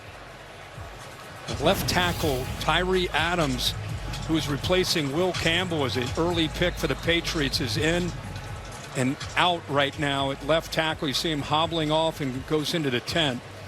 Young but exceptionally talented guy. 6'7". Will Campbell, he mentioned he replaced him. He's here tonight. He started for the Patriots. Yeah. So Chester goes in. There's Campbell right there. Saw him just a week ago at a preseason game. He's excited about his future, playing with Drake May. So DJ Chester, who's a center and a guard, and now he's playing tackle as well. Harlan Berry gets his first touch. A freshman that they say has electric ability. That time runs into an orange wall. Capehart led the Clemson defenders. No gain. It's a big deal with Chester. I mean, he's a guy that's played a lot of football, but he typically, he's a guy, kind of a swing offensive lineman. Like I said, can play a little bit of everything. But with the way Adams has been playing on that left side, Weston Davis, the first-time starter on the right side, they've been chipping and helping him. So let's see how 79 holds up there on the edge against his talented defense, especially T.J. Parker across from him. Final 3.5 minutes of the half. Nussmeier trying to make something happen. Pitches to the sidelines. No flag down. That was Berrien Brown covered by Hampton. Brown didn't see the football coming. He didn't see the football coming because he was covered up pretty good. He never had a chance to really finish the route. LSU over on third down. Another third and long. It's been 3rd and 9, 3rd and 11, 3rd and 21, and now 3rd and 10. Yeah, good luck against this team, Tom Allen, and this crowd.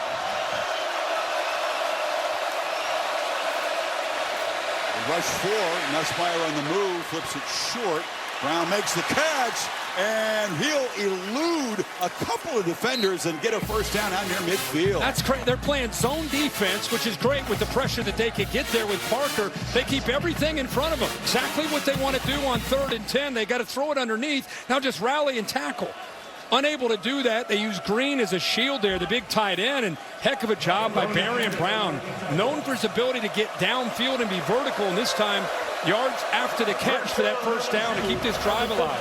Man, that is instinctive for the guy from Nashville who came here via Lexington. The first time they've converted on 3rd. Nussmeier straight back. Durham out of the backfield. And some momentum, and now they're getting some chunk plays. Another first down at the Clemson 40. Boy, DJ Chester barely holding up. It's great to see Tyree Adams come back in. Chester did just enough there, but a couple times he went up. You saw him against Parker. Also saw him against another talented defensive end there with help. Good to see Adams healthy enough to come back, but it's been yards after the catch, checking it down underneath and letting them use their athletic ability and instincts as ball carriers after the catch. So LSU threatening to tie this game. 2-minute timeout. LSU has one other timeout to work with. When you come back.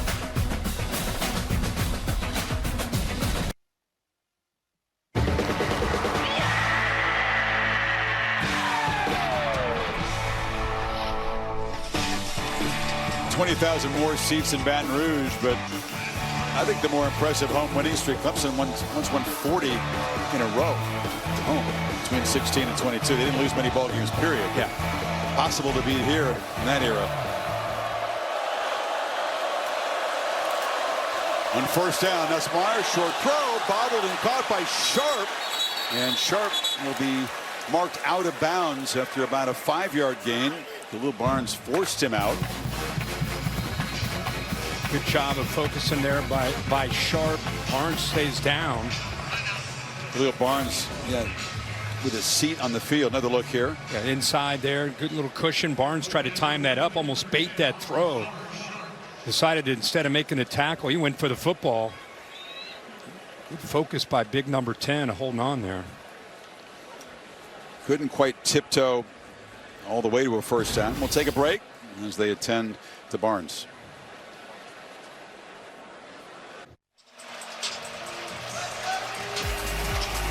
Suggest you get the new ESPN app, not just because it says that on the card. It's actually very cool. Sports Center for you. You can customize highlights and news you want. Deselect the other stuff. I'm all in. I did that a few days ago. It's very cool. If you're a sports fan, it's a no-brainer. On the reverse, looking to flip the ball is Thomas, and it is complete. Aaron Anderson still running, spinning down to the red zone. Joe Sloan continues to get a little creative tonight, and they make a big play. Well, they got to come up with some razzle-dazzle just to be able to get some plays happening. What I really love here is the patience before he ends up throwing his football. He baits the defender. The defender's kind of caught in no man's land. He's either got to take away the receiver that's coming at him on the reverse and leave the receiver. That's exactly what he did, and come up with a big gain for that first down. Not the most aggressive block ever thrown by Nussmeier, but he kind of bumped his guy. Helped the receiver make the play. Minute 23, they still have a timeout. They feed Durham off the right side, and he's going to get next to nothing. Peter Woods, the defensive tackle, highly touted player inside, made the stop. I've been really impressed with Garrett Nussmeier. I know he's not throwing for monster numbers, but instead of getting impatient, remember that was the knock on him, right? He makes great plays, and then he forces a play. He tries to make something happen. This first half, this has not gone the way he had hoped. But instead of forcing the issue, he's checking it down, which he's worked on, and avoiding that disastrous play that hurt him in the past in games like this. They keep the timeout in their pocket, throw a screen, and Brown will be stopped short of the first down. See if they spin the timeout here. It's going to be 3rd and short. Felt like these red zone moments were going to decide this game tonight. Who can convert? Clemson did earlier. Can LSU here? Clock running, 22 seconds. Nussmeier fires across the middle through the end of traffic, and it's incomplete. Play broken up there by Griffin, the safety. Nussmeier's lobbying to go for it in 4th and 2.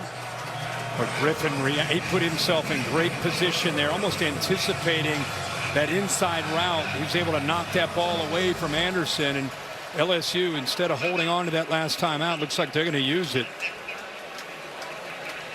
Yeah, they didn't spend it earlier. Now just 15 seconds to go. A chance to check in with Kevin Nagandi in the studio. Chris, good evening. Halftime. I think I know, but Ford halftime report standing by here. Booger McFarland, Kevin Nagandi here. A great day of college football for week 1, but you can't say the same thing for Alabama and Texas. No doubt about it, especially Ty Simpson, Arch Manning, not the best debuts. Okay, we're going to have highlights coming your way. And by the way, you want a field goal coming up. We'll see how that goes. Texas A&M in a fight right now against UTSA. Marcel Reed, a pair of touchdown passes. They said Marcel Reed couldn't throw the football, Kev. He looked pretty good right there in the pocket. 21-17 Aggies, and Boog wants to go for the field goal in this situation. Got to get right to the Clemson 10.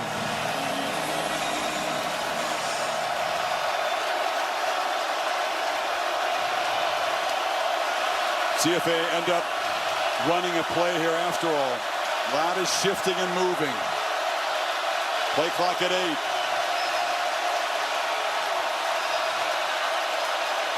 They are going to go for it. Pitch to the edge. Catch made. Hilton doesn't get there. Ball knocked loose by Ronan. Hannafin knocked the ball loose. It's recovered by Griffin. A second fumble recovery. Second time, and LSU receiver has coughed it up.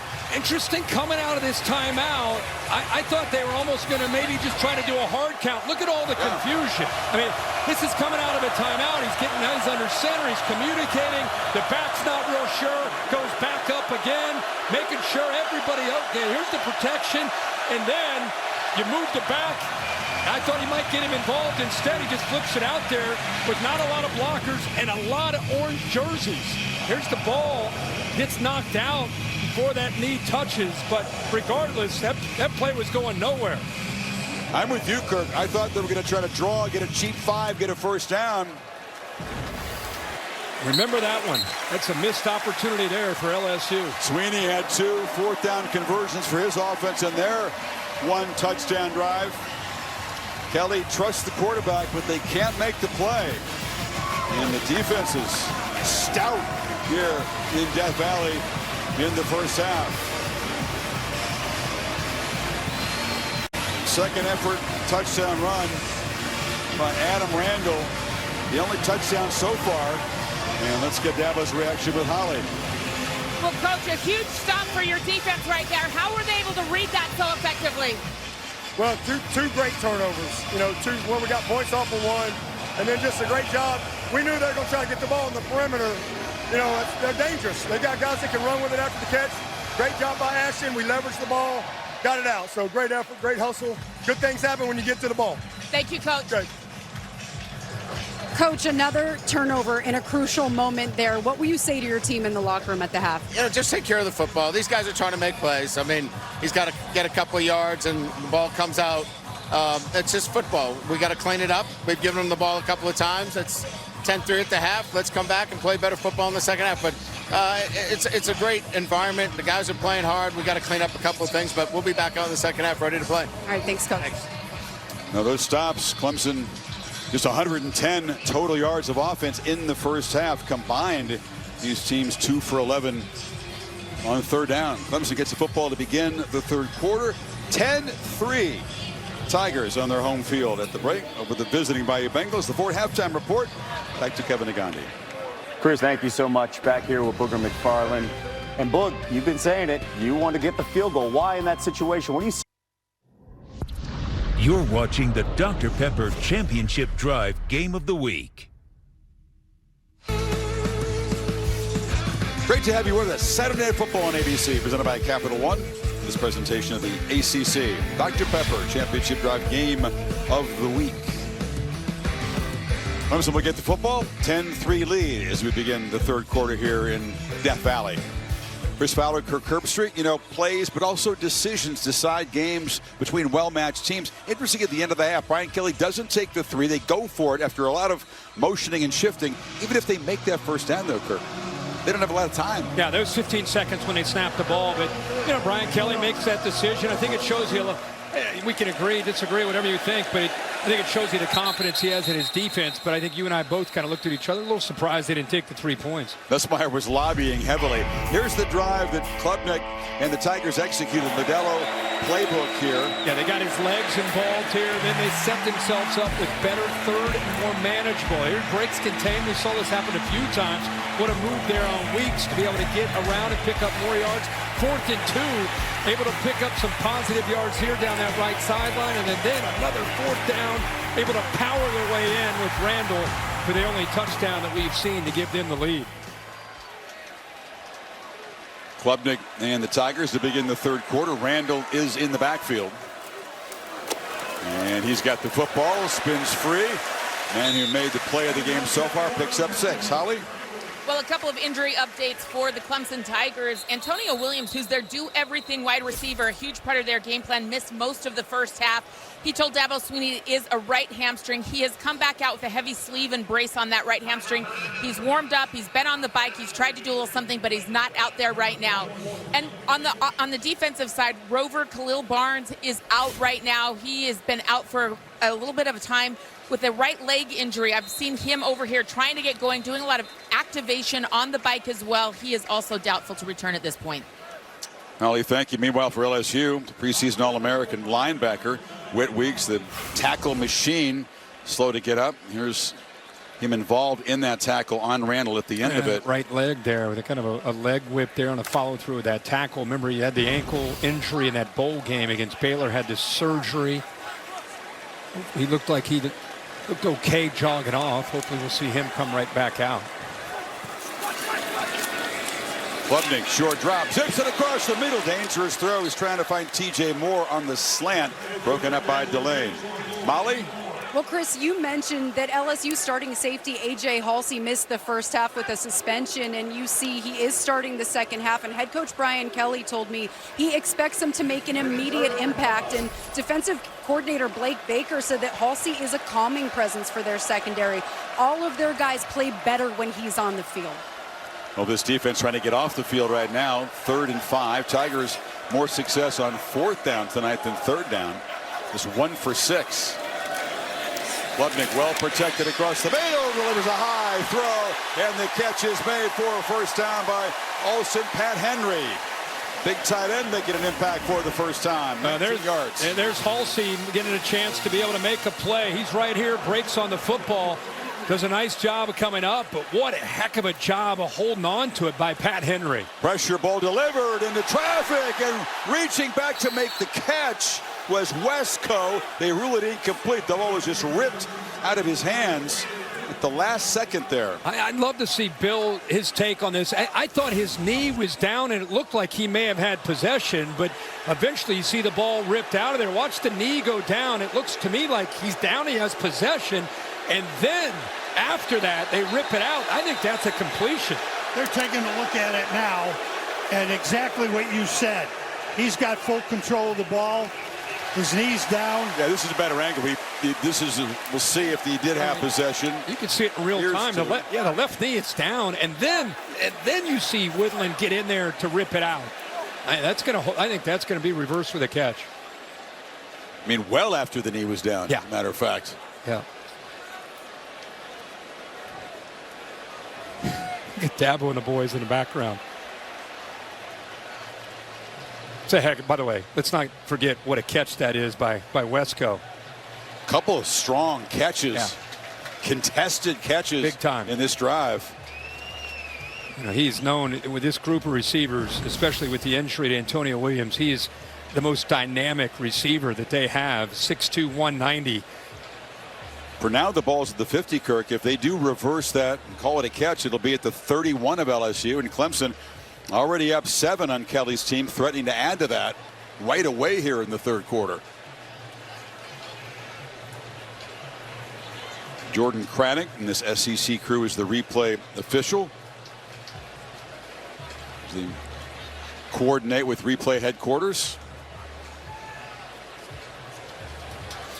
Daniel Gautreau, the referee there, looking at the monitor. While we have some time, you mentioned it because it happened quickly. Olsen Pat Henry with this goes up high as a big tight end, gets hit hard there by the safety Halsey. The runner had firm control with his knee down at the 31-yard line. First down, Clemson. Yeah, that catch by Henry, a one-handed grab as he took a huge shot in the small of the back. And that one, and then we just talked a lot about this one. So back-to-back. Now they're at the 31. Slows down some of the momentum that they had. But let's see what Dabo Swinney and company, Garrett Riley, go with here. Remember, his legs really ignited that drive when they put points on the board. It wasn't always just design, it was creating. Klubnik takes off, quarterback drive, but Whit Weeks is back on the field, spotted it and dropped him for a short gain. Yeah, we just talked about his legs, and it's a good job of the awareness of who else but 40 Weeks. He's blitzing, comes off that blitz, and then gets able to come down kind of underneath to be able to use his eyes and instincts to be able to bring him short. If he doesn't make that play, that opened up. That is a 15, 20-yard gain.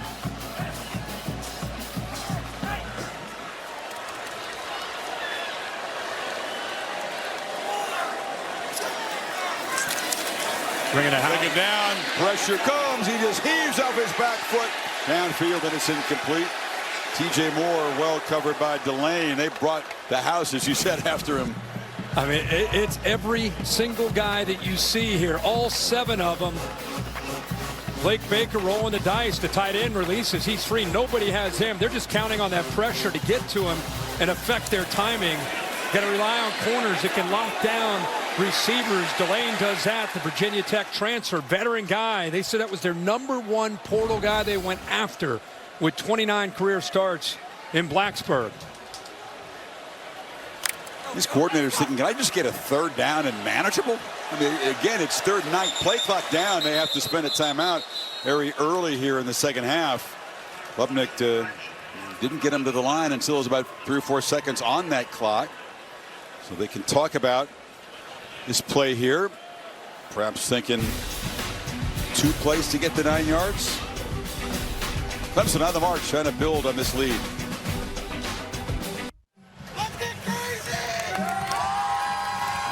Taco Bell Live My Student section. Big fella on the right. Big man's ready. Front row. Yep. Who's going to claim the Live My Student section of the year? Ohio State won that, as well as a few other things last year. Beard came in with the flag. He had a flag hanging over as his cape. He's ready. Beard. Third and 9. What is Garrett Riley thinking here? Klubnik gets good protection. Now will roll out. Fires on the run. Incomplete. Inaccurate throw. That was big Bernard Gooden, fellow in the middle who's chasing the quarterback at his 4th down. Now they walk up and show a lot of pressure, but at the end of the day they bring 4, and they're able to use Harold Perkins here as that spy, like I talked about, because he can chase down Klubnik with his creativity. They rush 4, little twist, and now there's nowhere to go. Even if he's able to get outside, 7 is there mirroring him. So good call there again by Blake Baker, showing the pressure, coming out of it, and using his talented safety to be able to chase him down. Nolan Hooser out of the hold of Clay Sweeney. Try to add to this lead from 48. And this one is drifting and will be wide right. 9th straight year, by the way, that one of Dabo's sons has held. 9th straight year. Will and then Drew and now Clay for a couple of years. That's got to be unprecedented. But he just didn't quite draw it inside the upright there. And so the Tigers drive it 63 yards in 12 plays, but come up empty. Harold says no good. Pretty cool. I mean, it's obviously 3 sons playing football, all of them holders. The last time that a Sweeney didn't hold, who was the PAT? was the touchdown that Renfro scored to beat Alabama for a national championship game. That PAT, everyone since then, Sweeney's has held. That's incredible. So LSU from the 31, still down just 7. First possession of the third quarter. Durham, as a flag comes in that offensive pit area. It's a hold by Weston Davis, the right tackle. Offense number 75. 10-yard penalty from the previous spot. First down. Holly? Well, Chris, this is what you're talking about. All 3 of Dabo Swinney's boys have been on this Clemson football team. This is Clay. He is the current holder, but Will and Drew also have participated. It's a family tradition they've passed down. It's a crucial part of the team. Both Drew and Will are now coaches with Dabo Swinney, so keeping it all in the family with a job that they can do and excel at. And Clay was pretty excited, he said, because of the scholarship changes. He's actually on scholarship this year. I think he's the first brother to get that distinction. He was excited. Dabo's excited. Thank goodness he didn't have to pay tuition. First and 20 after the penalty. Nussmeier flips it short. And emerging from traffic as Anderson is off and running. Look out, Aaron Anderson, blazing speed. They try to rip the ball out of his hands, but it's an explosive.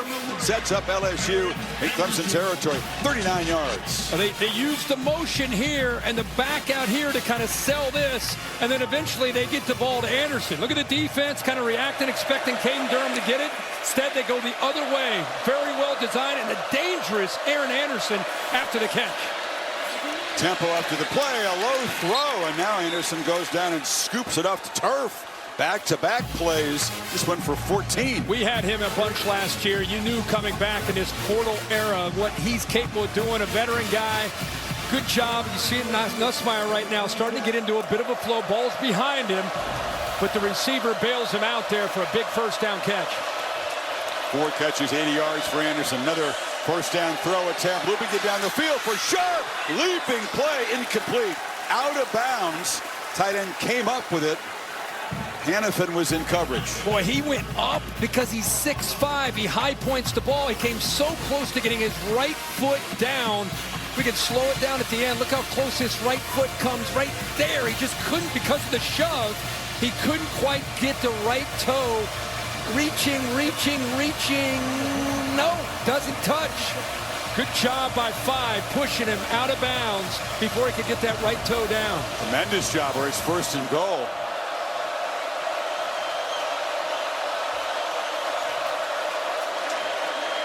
Durham cuts it back. Runs smack into Woodaz there. And will set up third down. And, well, for tonight, this is third manageable. Yeah. Remember, they've had some opportunities in plus territory and been somewhat conservative. There have been, some questionable calls. You'd expect them, as the way they move the ball here, continue to be aggressive the way they have this entire drive. See if they can find a matchup to get this first down. Yeah, it's the best rhythm Nussmeier's been in tonight by far. You need a long 5. Nussmeier on the move. Scanning. Back across the middle. Catch is made. First and goal. Kyle Parker kind of got lost in that defense. Picked up 15. First of all, watch the right tackle club on the outside. Use his hands to be able to give him the edge right there. That left hand to club the defensive end down allowed Garrett Nussmeier to work to his right. And then as he's scanning to his right, he's looking backside like a scramble drill. Finds that intended target, puts it right on the money for that first down. Great throw and a great job by the right tackle to open up that scramble move to the right. Took a while. We figured eventually quarterbacks this talented, this experienced would get going. It's Hannafin, who made that great play to force Sharp out of bounds, is on the field. They have depth in this Clemson defense. Depth and experience they didn't have a year ago. Looks like he's okay. But LSU first and goal at the 5. The best chance to reach the end zone tonight. Hannafin's up and looks okay. He's the one who made that great play on the tight end to push him out of bounds. Sharp, but LSU responds finally on a third down. And now they're down here at the 5-yard line. They got to come away, not just they got to be thinking touchdown, obviously. But the way this game has gone, some missed opportunities. They need a touchdown here. Big emphasis. They kicked way too many red zone field goals last year for Brian Kelly's liking. And Nussmeier said he's worked a lot in the offseason on his red zone execution. Durham is the back. Going right. You see him, what a tough runner he is. Right into the student section, allowed as part of this stadium.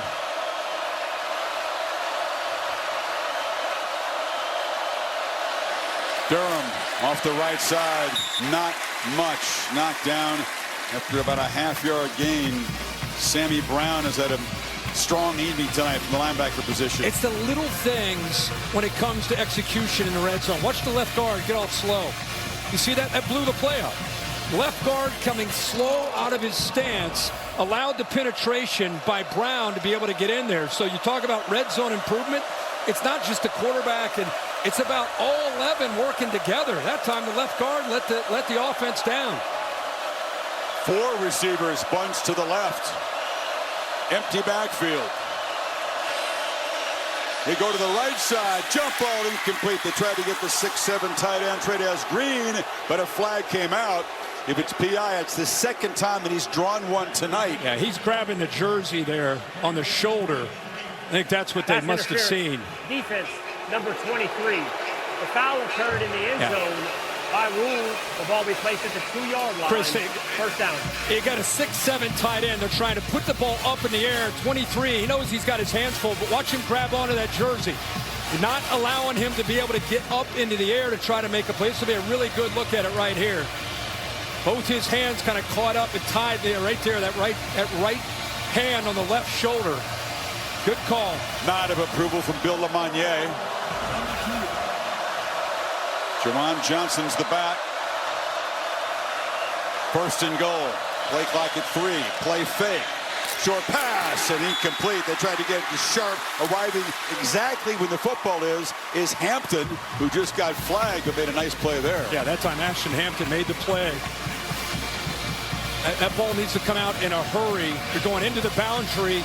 Sharp's open. Ball's a little bit late there and gives Hampton a chance right at the goal line to be able to knock that loose. Aggressive pylon cam shows the timing there. As you said, Kirk, it's all 11, but it's just the split seconds of timing that makes a difference in the red zone. Little late there. They're going to try to pound this or continue to throw it. Brought in another big tight end here, Green. Deafening down there. Durham dives into the end zone for a touchdown. And LSU, an impressive march. Nussmeier gets the rhythm going. Durham takes it the last couple yards. A PAT away from tying the ball game. Here's the AT&T connected clicker. Both tight ends, Green and Bowers Sharp. Watch them work. 10 and 88. Good job here by 10. Watch him in motion.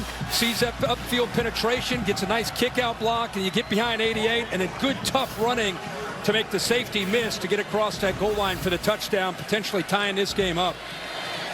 Ball broke the plane before it came loose. And maybe stopping just to make sure they can get a confirmation of that from the booth. Well, number 18, Nussmeier changing from 13 because team leaders, the ultimate team guy, traditionally wears that number 18. And that's diving in the ground caused him to lose the football. So Durham was a big contributor last year, 6 rushing touchdowns. He does not go down before the ball breaks the plane. Tip of the cap to Joe Sloan, the offensive coordinator, trying to find some different wrinkles in this second half. They've gone to their screen game, different types of screens that have opened up and given them some big plays. Good adjustment there by Joe and the offensive staff. Ramos knocks it right through, no problem. 8 plays, 69 yards. The Tigers of LSU, the Tigers of Clemson, dead even here midway third quarter in Death Valley.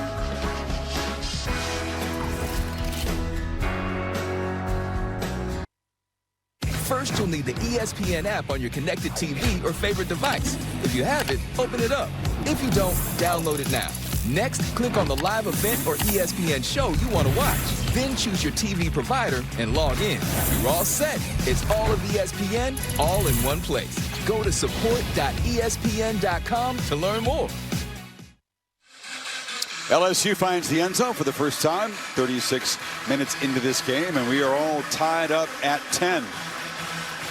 Good news for the Bayou Bengals fans is the quarterback got going, and they were able to punch it in from in close, which was not automatic last year and never easy against Clemson in this place.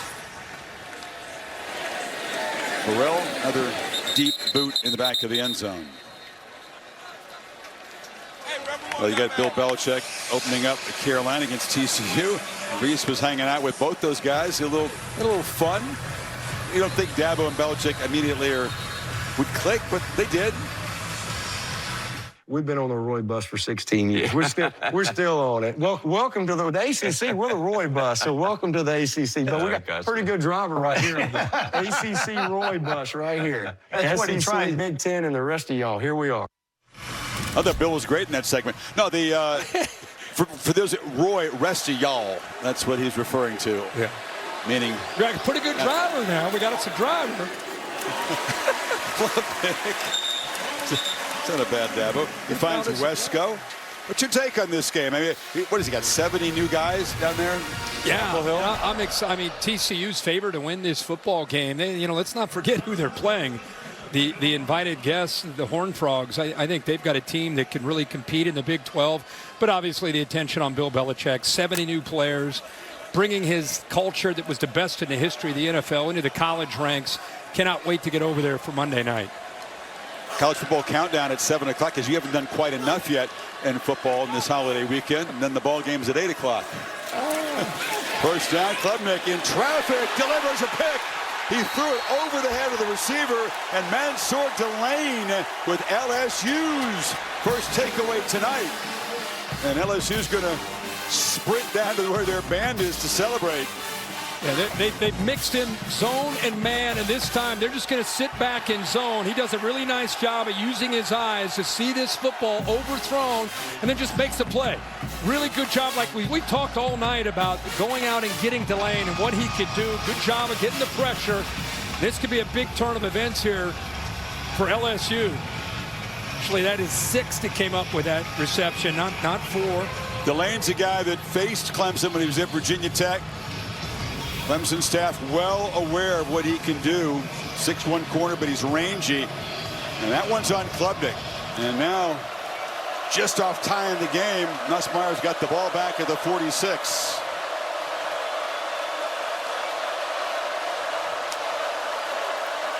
Durham on the delay. Gets the edge. Caden Durham just gets right around the corner and bulldozes inside the 40 before Hannafin got him out. Picked up 15. Well, trying to get to the edge. It's a great way to do that. Look at it, Bauer. Look at the tackle here. Both sides here doing a nice job of being able to get a push. Tyree Adams, good push. And I'll tell you, Caden Durham does not need much room. Low center of gravity, good lateral quicks, good vision.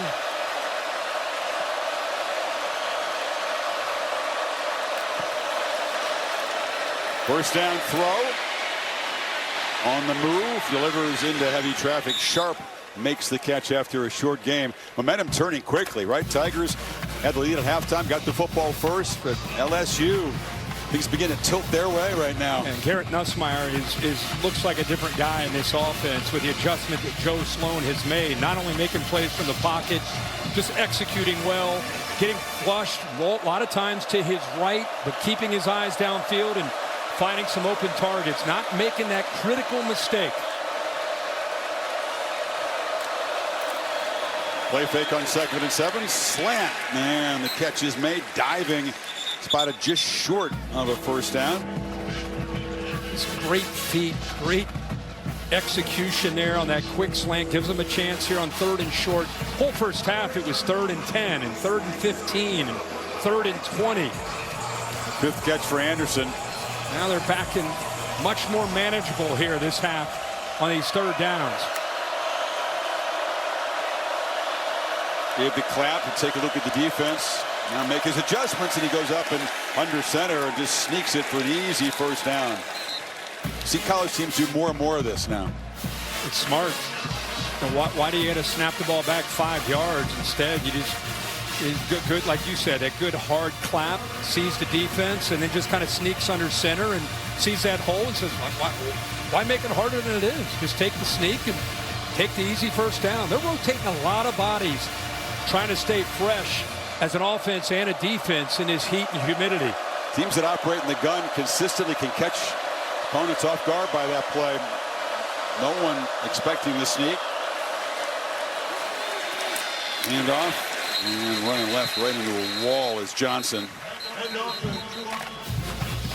That was a much better job there as a defense, being able to get off some of those blocks, and also the defensive backs getting involved in run support. But once again, it was Terrell 8 helping on that edge. 44 Denhoff in there. Second worst running game in the SEC a year ago for LSU. Pretty respectable. 89 yards so far on the ground against this difficult defense. Behind the sticks here. Nussmeier looking to throw. Leaps the ball downfield. It's Brown over the shoulder. Makes the catch out at the half-yard line. What a ball and what a catch from the former Kentucky Wildcat. But he saw him pre-snap man coverage with a single high safety, and he knew that he had speed on the outside. What a catch, and as you say, what a throw. I think he got in. LSU shouldn't be in such a hurry. Let's check that. I think he may have crossed the goal line with the ball. Went out of bounds at the half-yard line. That's when you don't want to hurry that. Let them take a look at it. Happened quickly. I thought when it happened live that he had scored. Yeah, there's the ball break. Definitely a catch inbounds. Has possession. Right foot down. That's a touchdown. Sure, right over top of the pylon. Left foot in the end zone. That's play of the weekend. Are you kidding me with that throw? Wow. What great ball, one-handed grab. That's great on both ends. This has happened in a hurry. From down 7 to, if this is reversed, you call it a touchdown, potentially up 7. There's the progressive pylon cam. It's going to be a great look. Has the catch. Well, so fast we barely saw him. He went up right over the pylon cam. He did. What a talented this guy. I mean, this is no mystery. Marion Brown was a dangerous player at Kentucky. Chris Rich, real quick, this is adjustment by this man right here. He saw the single high. He sees man coverage. Same look to the outside against Brown. In rhythm. Just put it up, put it out in front with that speed, and let him run underneath it. The safety has no chance of getting over there. That was after video done review. On so many. It is an incomplete pass. The receiver did not maintain firm control as he went to the ground. It'll be third down at the 29-yard line. Wow, let's back it up. We didn't consider the possibility they'd rule it incomplete. Let's see at the end of the play. Certainly, he seemed to be across the goal line. I thought, well, he went to the ground, and I guess the ball must have bobbled. I don't know. We were focused on this foot end. Does he break the play? Now let's watch after. The ball, does it come out? Oh, wow. I mean, the tip of the ball didn't hit the ground, but he had his hand on it. Wow. That's controversial. That sure is. SEC crew ruling that incomplete. What a change. Now it's 3rd and 11. It moved, but it looked like he had possession when it moved. That's a high bar for a catch.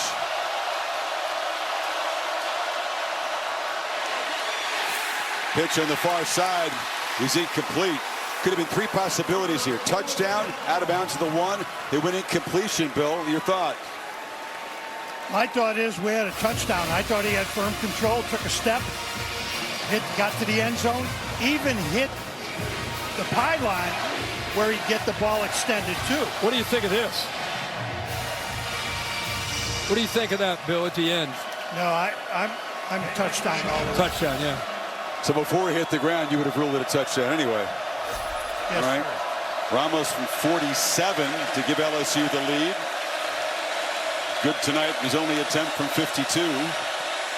And it's a huge sequence. They come up empty, badly hooked.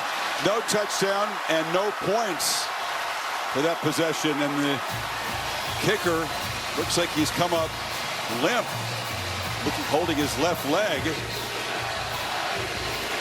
Didn't get contacted by anyone. It's just kind of a non-contact problem. So this is a concern. Normally reliable kicker misses it and then feels something in that leg.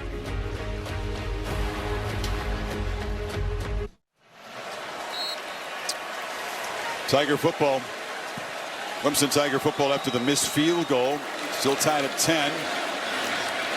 First down handoff, and it's Tyler Brown around the end. Bill Lamagna, this would be a controversial call.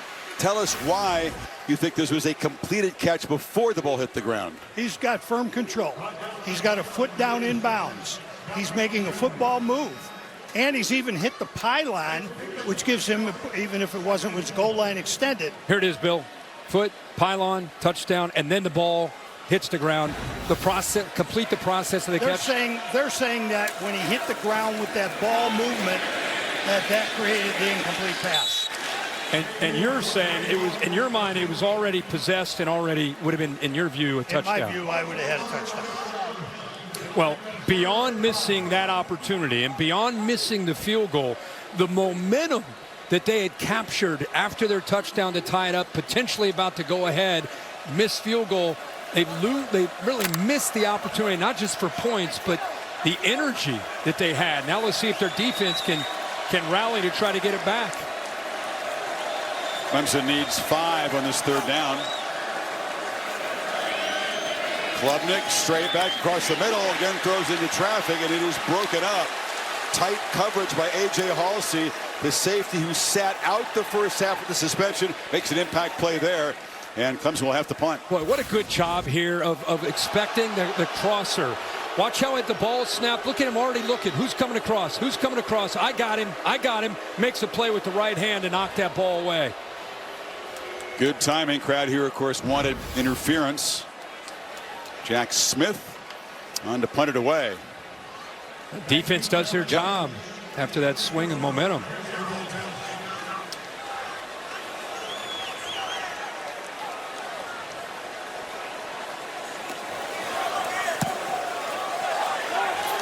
High kick. Thomas makes the fair catch at the 27. All-State bus. We had a new bus. We got a new bus driver. Welcome Sam Mitchell. Zooming us around here in Clemson. Is he headed for Chapel Hill next?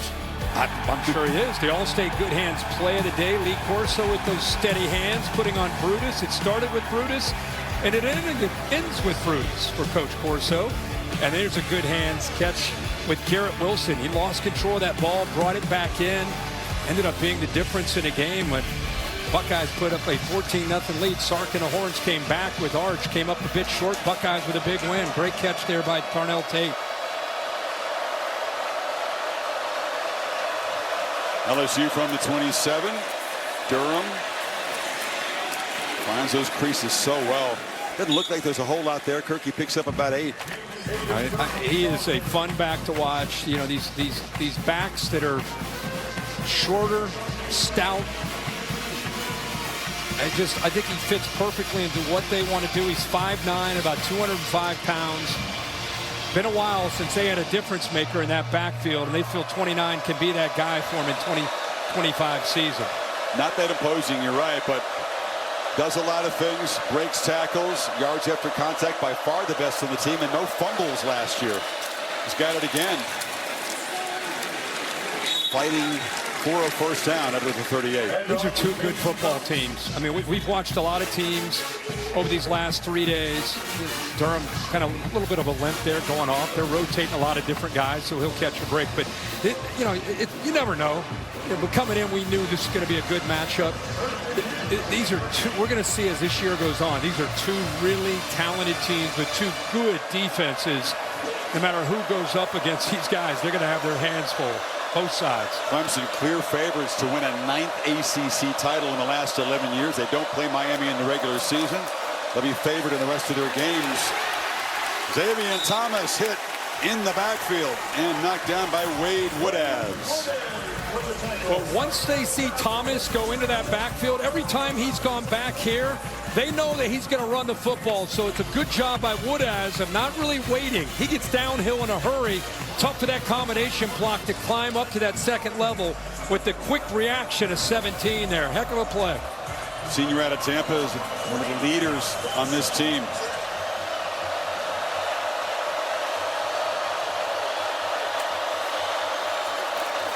Nussmeier slings it short and behind Green. Inaccurate throw. Big tight end couldn't come up with it. It's going to be 3rd and 11 now. Yeah, you talk about the little things. You say young tight end that's going to go here and work back. And I think Garrett Nussmeier expects him to settle right there. Don't keep moving on me. Instead, he keeps moving, and that's an incompletion instead of potentially picking up maybe yards for a first down. Here we go, back to 3rd and long. As Green going in motion. Tigers are leaning forward like they're going to bring pressure. They do.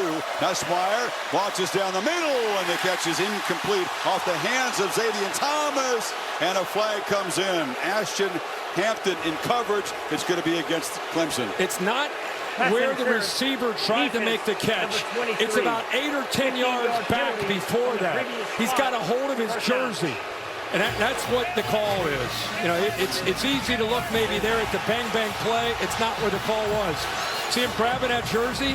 Great illustration of it right there. So they can boo and yell all they want. It wasn't at the... well, even there, he's still grabbing it.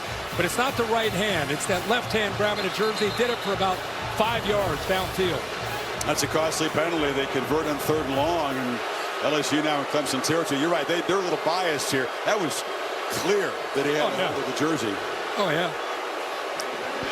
There's some stuff being chucked. That's the student section to the right of the picture down there. Stuff has been thrown into the end zone. The PA announcement asking them to stop that. They're going to bring the noise here. Clemson once again on defense, having to come up with a stop. Pressure comes again, and there was a whistle and a flag before the snap. It's a false start in LSU. That was Chris Hilton. False start, offense number 3. 5-yard penalty, made first down. Dabo was out there. He had 2 fingers up like you've missed 2 calls. No, they didn't. Yeah, I mean, and they caught a pretty big break on the touchdown to Barian Brown, so he should be pretty happy with the officials. That was the right call.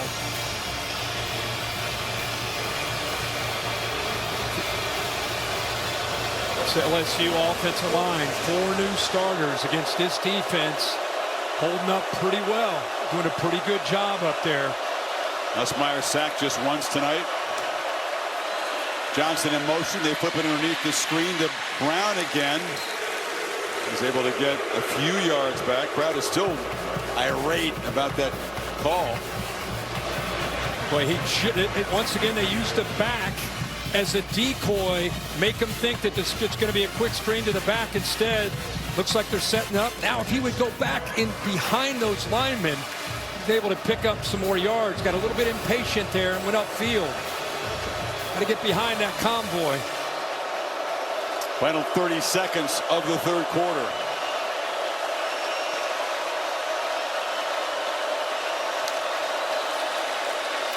Pressure picked up across the middle. Catch made and a first down. That's Aaron Anderson really becoming the impact guy here. It's another late personal foul. TJ Roughing the passer. Defense number 3. 15-yard penalty will be added to the end of the run. First down. Nussmeier limping after that shot by the future first rounder. As well after he released the football. We just talked about the offensive line and the job that they're doing. He's got time here. That's a long developing route. See the big hit there by 3 really late. But good job up front. He's worked very hard on not losing ground at the top of his drop. Instead of kind of drifting back, he's worked, well, he's still limping there, but he's worked hard on kind of climbing and stepping up into the pocket. Noticeable limp there by 18. He's a tough guy that's played through lots of bumps and bruises. He'll have the quarter break here. Got to sort things out. Penalty sets up LSU at the 21. 10-10. It all comes down to the final quarter between these two Tigers. Fourth quarter coming up after this message, and a word from your local ABC stations. You're watching the ACC on ABC.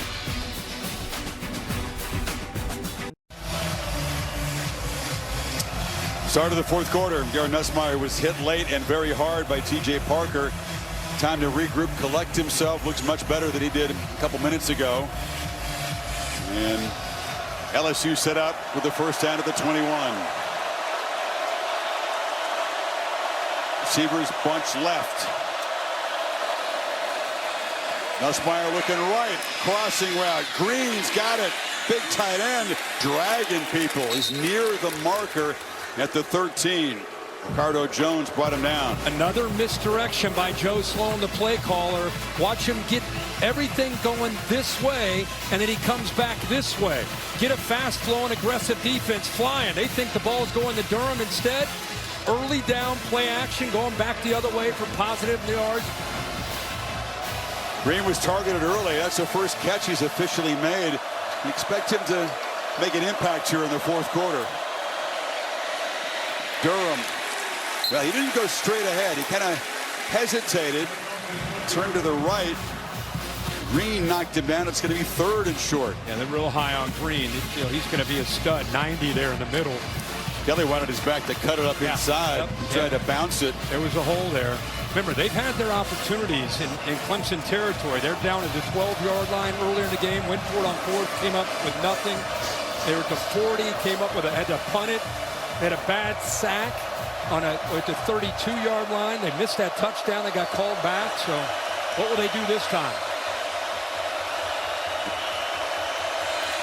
Well, they're going to try to sneak it. That worked out better than it did for Texas down on the goal line against Ohio State. And as Nussmeier leans for the first and goal. Love to see him love to see any quarterback on these third and shorts, fourth and shorts, in this shotgun era, spread era that we live in. Nice to see. Just make it simple. Get under center. Get that first down. First and goal.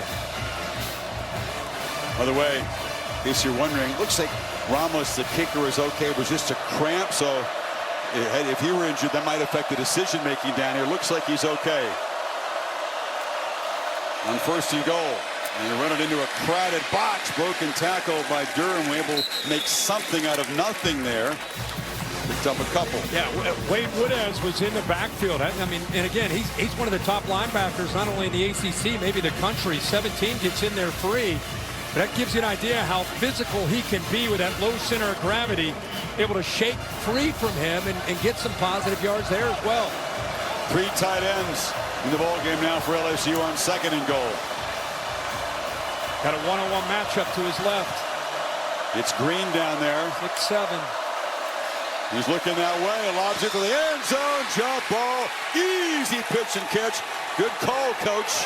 I had a feeling he was going to make an impact in the fourth quarter. He waited a long time to make a play.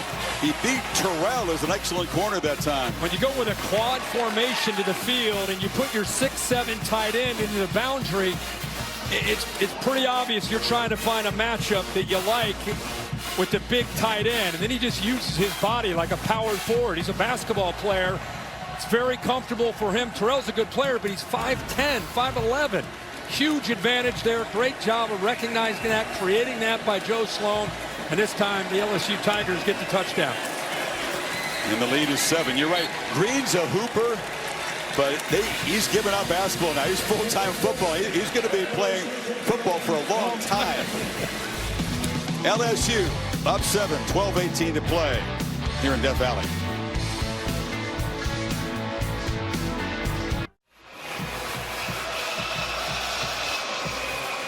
Well, from down 7 at halftime to up 7, LSU scoring all 14 points in the second half so far. And this LSU defense has been the story tonight. A lot of new pieces, a lot of talent. They've held Clemson to 170 total yards, Kirk. And strong. Yeah, it has been, and I know LSU fans have been frustrated, not just with opening games, but the theme here is opening games and frustrations been close.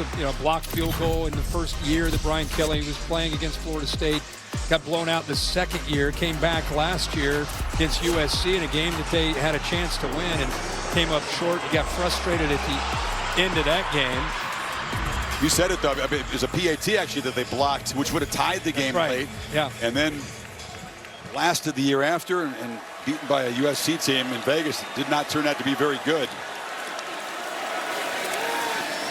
Play fake on first down. Klubnik is chased. And as he's going down, slings the pass. Incomplete. Whit Weeks was there. And this veteran linebacker started to make a play. The frustration from Kelly evident after last year's loss. We're sitting here again. We're sitting here again talking about the same things. About not finishing when you have an opponent in a position to put them away. But what we're doing on the sideline is feeling like the game's over. They've worked hard in this offseason, hard in camp to create game-like atmospheres, practicing in the night during August to get ready for this game. Chance now to finish with this lead. Klubnik, short pass across the middle. Tyler Brown's got it. Yeah, here we go again, LSU fans. You've got the lead.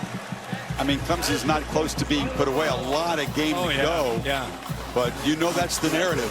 They've lost as a team 5 in a row. There's 4 as favorites, and Kelly 0 for 3. And Cade Klubnik on the other side, he's looking at Garrett Nussmeier and saying, hey, man, we got to get this thing going. Missed field goal. They had an interception, a 3-and-out. That's been their 3 second-half possessions. They're looking to create some momentum themselves. Randall motions back in on 3rd and 4. Pressure comes. Klubnik scrambling, scanning, flips it over the middle, and the catch is made for a first down. Randall from the backfield worked free out across the 40. Now this is where his background as a receiver comes in so handy. Here he is lined up right in the backfield, but watch what he does. He's looking for a blitz pickup, and then he just says, hey, let me help him out. Let me help him out. Gets turned around, and then perfectly in position there between that zone. He's able to throw it in there softly. Good job of keeping it alive by Klubnik, and a nice catch for that first down. And so Delane, who made this stop for LSU, still on the field. We'll take a break.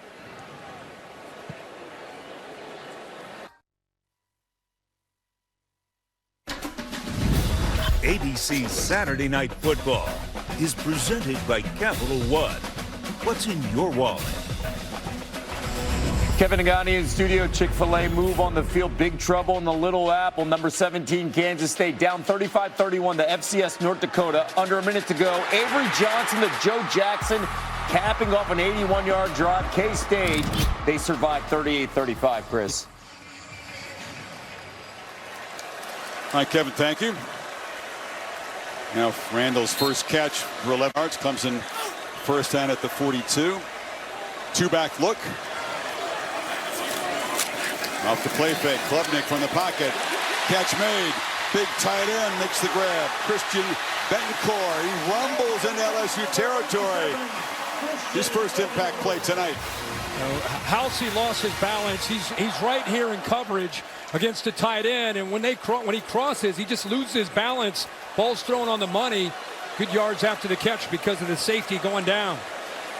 Big Brenningstool, a very good tight end for Clemson. Big part of the offense a year ago with 530 receiving yards, using a committee of guys to try to get production out of that position this season. Keith Adams in the backfield on this first down play. They fake it to him, pitch it to the edge. Making the catch in traffic is TJ Moore. That was a dangerous pitch because Tiger was closing in as the football arrived.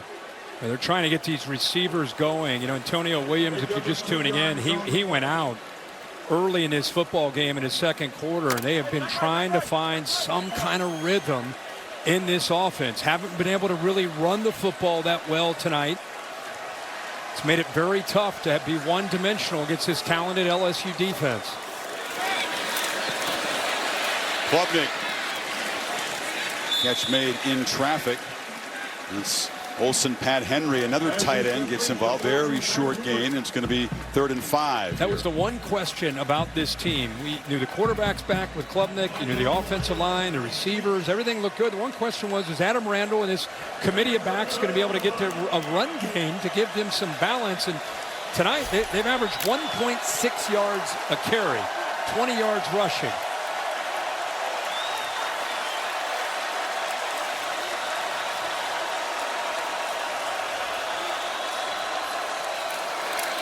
Klubnik running all the way, but running backwards now just throws it away.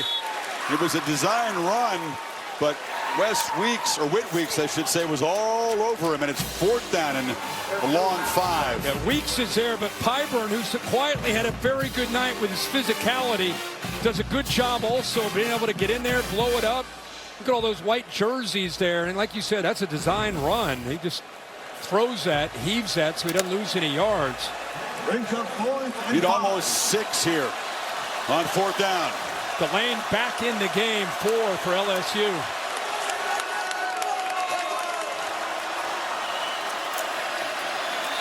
Klubnik under pressure, delivers a ball incomplete. They're saying timeout was taken by Clemson before that snap. I think he signaled Clemson, but I think it might have come from the other side. Okay, he definitely signaled initially Clemson. Yeah. But LSU spotted something just before the snap on that 4th down play. And Kelly did get the timeout. So we'll talk about it. Big play coming up here in the 4th.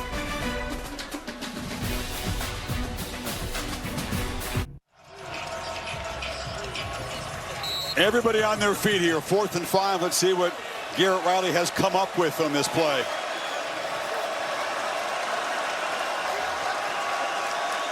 It's like man based on a pre-snap look with the corners up tight.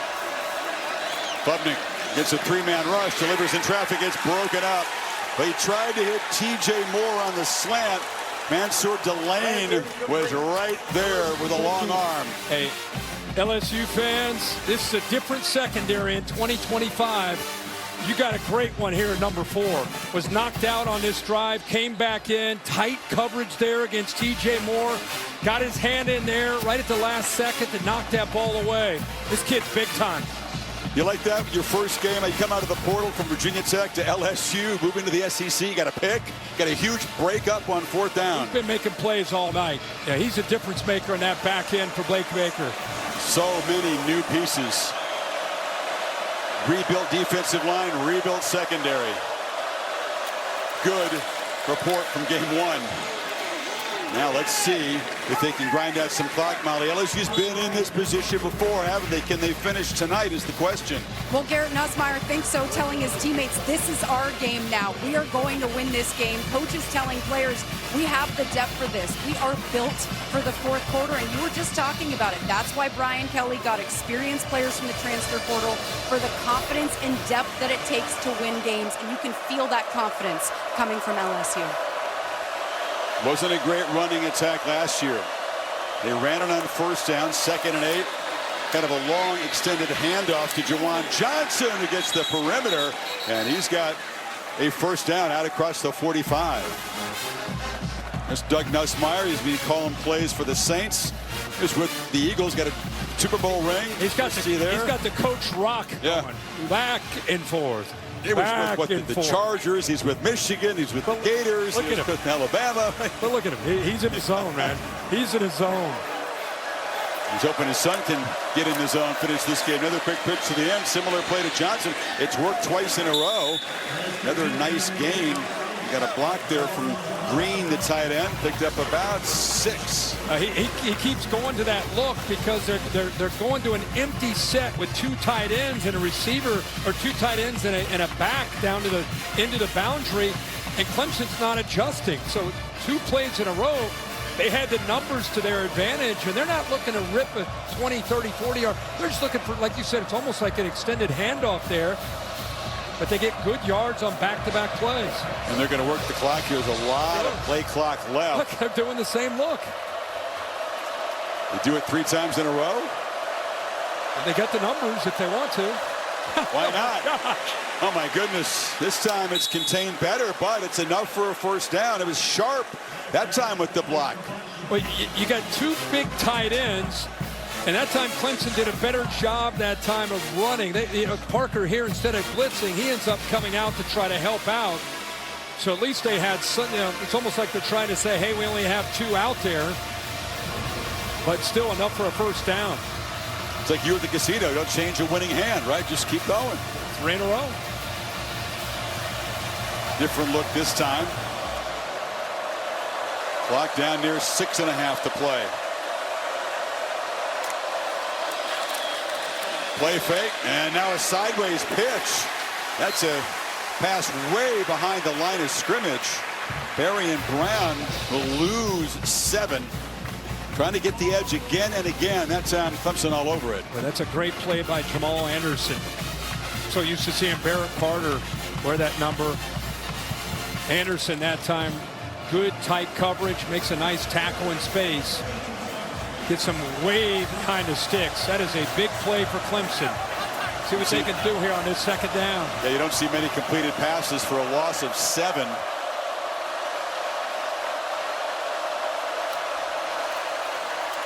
You're going to run it to Durham after that big loss, and he's going to slide forward for about 5 to set up 3rd and long.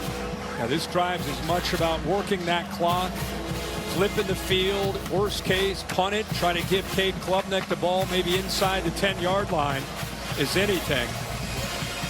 They've already chewed up more than 3.5 minutes on this drive. They got a lot of play clock to work with. Do they trust him to force it downfield, try to get a first down, or play it safer here? These are the situations, the reason Garrett Nussmeier came back. He's played very, very well tonight with decision making and needs to continue to do that.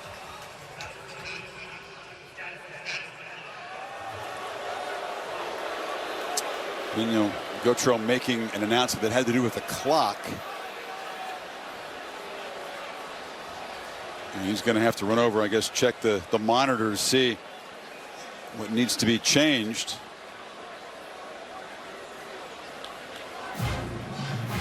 This is one of those game management deals, right? You got a very experienced quarterback, 2nd year starting, but 5th year in the program, grown up around football since he's a toddler. Got to be ready for these moments as a quarterback. Again, and you're in a winning position. This is again why he came back, is to continue to grow and develop, and this is why the clock. See the clock here. The helmet came off. Clock should have stopped. So they get to the bottom of that. Seconds, and the play clock for 40 seconds, and it will start on my signal. We talked about this on College Game Day. Ohio State, Texas, you had Florida State, Alabama, you got LSU and Clemson. I think all of us as fans, announcers, people that love the game, love these matchups. Most important thing is the players love these matchups. And I think the committee, as they watch a game like this, or Ohio State, Texas, I don't know how you can take away anything from the willingness to play in these kind of games. Good. The goal was all offseason LSU be 1-0. Beat Clemson. Yep. End that streak of opening season losses. For the screen here. They're motioning that and throwing the screen to the receiver. This time he comes out of that. Durham comes back in, so plenty of time on the play clock to work here. Game clock still running. They got everybody on the line of scrimmage. Again to the edge. Again the catch made. Brown stopped short of a first down at the 40-yard line by Ricardo Jones. So 4th down at the 40. They did it. The punt's okay here. Yeah, Clemson defense does their job. They get the ball back, but LSU, as we talked about, did what they really wanted to do here. They moved the ball, they worked the clock, and now, like I said, they're gonna punch this punt, try to get a fair catch, or see if they can down it inside the 10-yard line. Make Cade Klubnik and company have to work to try to get that tying touchdown. Grant Chadwick was a freshman starter at Middle Tennessee last year, comes out of the portal, and he'll try to drop that point and kick it high and hope those guys can run under it, and they couldn't do it. Misplayed down there at the 3-yard line. And P.J. Woodland, the corner, had a chance to make the grab and really pin Clemson back. He did it perfectly. He did everything as a corner except be able to hold on to the football. It had him down at the 2-yard line. Clemson catches a break there. So Klubnik will begin from the 25-yard line. Quarterback comparison brought to you by Dr. Pepper. Nussmeier's been more active and accurate throwing the ball. 227 yards. Klubnik again without Antonio Williams, his trusted target, the smartest player he's ever been around. That's, I think, a factor tonight with this passing game struggles. Other guys will have to step up. Clemson 80 yards away from tying it. Farther back, ball batted in the air, very nearly intercepted. Klubnik just panicking as Whit Weeks was all over him. Ball batted in the air. Real chance for the LSU defense to make a game-sealing play there. Yeah, Whit Weeks, who's, he's one of the more instinctive linebackers, times this up perfectly, able to slide off of the guard. He's right there. And that ball is so close. I thought Jamari Butler might have grabbed it. 12, but it hits the ground, thankfully, for Clemson. Really a disaster. Klubnik this time has better protection. Launches downfield on the edge, and it's incomplete. Trying to find Wesco. Tight coverage from Woodland there. It's going to be 3rd and 10.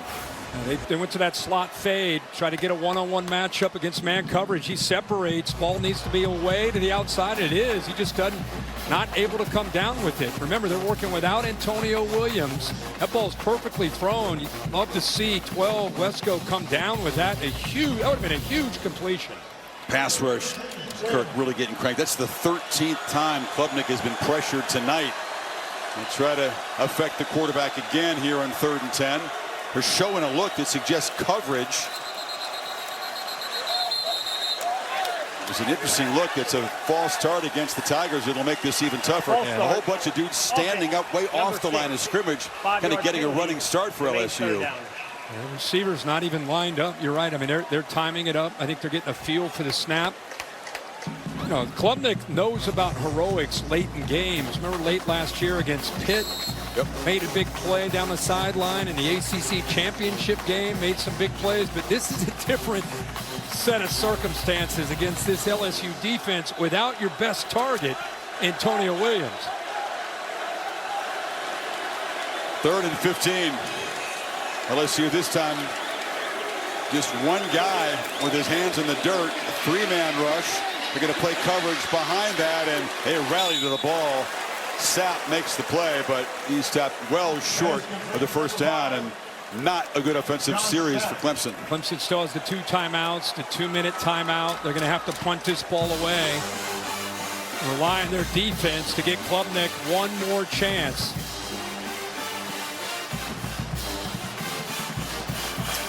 So Smith to boot it. Xavier Thomas standing at the LSU 35. Clock moving now, down near 3.5 to play. It's a good boot. Thomas has to backpedal to the 27. Makes a cut. Xavier Thomas is dangerous, and he's finally brought down, but a good return sets up LSU with a 46. There is a flag on the field here on that punt. Let's check that first from Daniel Gautreaux. Holding. Receiving team number 31. The 10-yard penalty will be added to the post-scrimmage kick spot. 1st down LSU. Well, back LSU up to the 36-yard line. Jim Coyley with the penalty here. Here's the rankings coming in. Brought to you by Verbo. I think the shocker of the day is this game right here. Alabama and Florida State. Both how average Alabama looked and how dominant Florida State looked. Did you say Alabama and average in the same sentence? Average is lethargic as they could look. They look today. And on the other end of that, Mike Norvell and Florida State, they showed up with an attitude. They showed up. They were tired of hearing about 2 and 10. Give them all the credit in the world. They look like they're going to be a fun team to watch this year. But Alabama's got a lot of work to do. And they've got time to do it, but they're not very patient in that state. A 1st down throw. Interesting call in traffic. Drop behind the line is Sharp. So this offensive staff made some adjustments at halftime. This was not a pretty start. Remember when they decided to try to go for it on 4th down at the end of that half? Didn't work out. Joe Sloan, you can see him in the back here, doing a good job of making adjustments. Got the screen game going. His quarterback has really managed this game very well. Wayne Woodhouse, leader of the defense, out. It's a shoulder problem.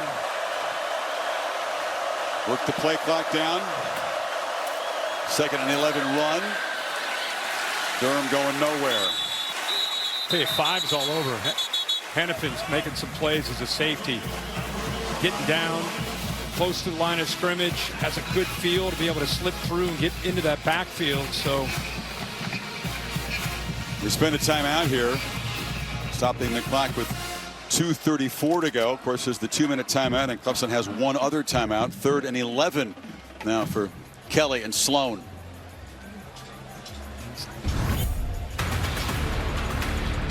Clemson, and this 4th down power run. Randall's a drive that featured 2 4th downs, took the lead. Durham diving in to tie the game at 10.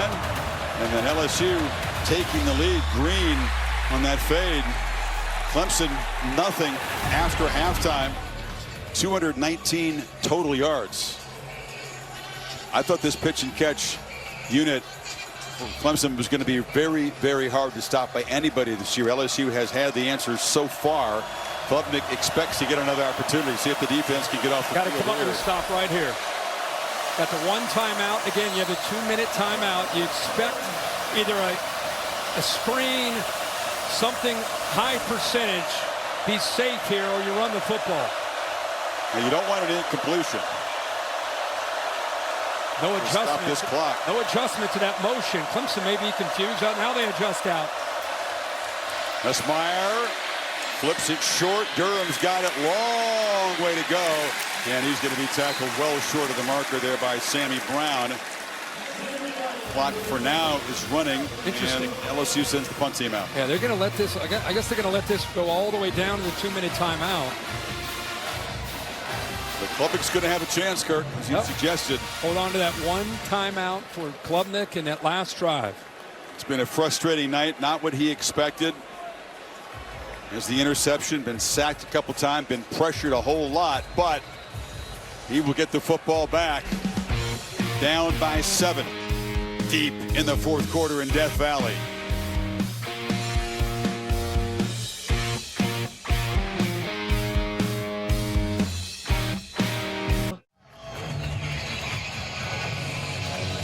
Two minutes to go.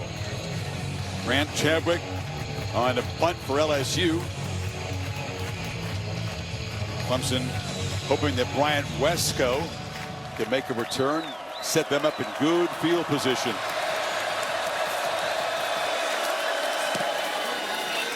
Chadwick on the run. Nice boot. Wesco drifting back to the 27. Can he get the corner? He's still dancing around. Now he did step out of bounds, but Clemson's going to be set up at the 43-yard line. So Klubnik does get the good field position. 16-yard return. We know about Cade Klubnik. The question to me is what's around Cade Klubnik. Without Antonio Williams, which receiver can make some plays? Who can separate and help him out with Williams out? The other thing is we thought the concern coming into this game would be LSU's offensive line, and the story's been the other side. Clemson's offensive line against this LSU pass rush with Blake Baker mixing up the looks. Can they protect him in these obvious passing situations? So the receivers got to win, and Klubnik needs some help up front because Blake Baker is going to get creative. He's not just going to sit back here. You got 1 timeout. Klubnik directed a game-winning drive in the Gator Bowl, the end of the 23 season. Talked about the Pittsburgh game, SMU in the ACC championship. Right. A great kick return from Randall. It was a monster field goal from Hoosier, but in between that, Klubnik made some clutch plays to put him in position to avoid overtime and get the win. This time, can he force overtime? Pressure picked up, inaccurate throw. TJ Moore kind of stopped on the route, and pass was beyond him. Yeah, anytime you see that, it's a miscommunication. He's expecting to go another yard or two. He goes a little bit short on the route because you anticipate as a quarterback the ball is getting out. You're expecting him to maybe in that 12-mark range. He shortens it at 10, and it's an incompletion.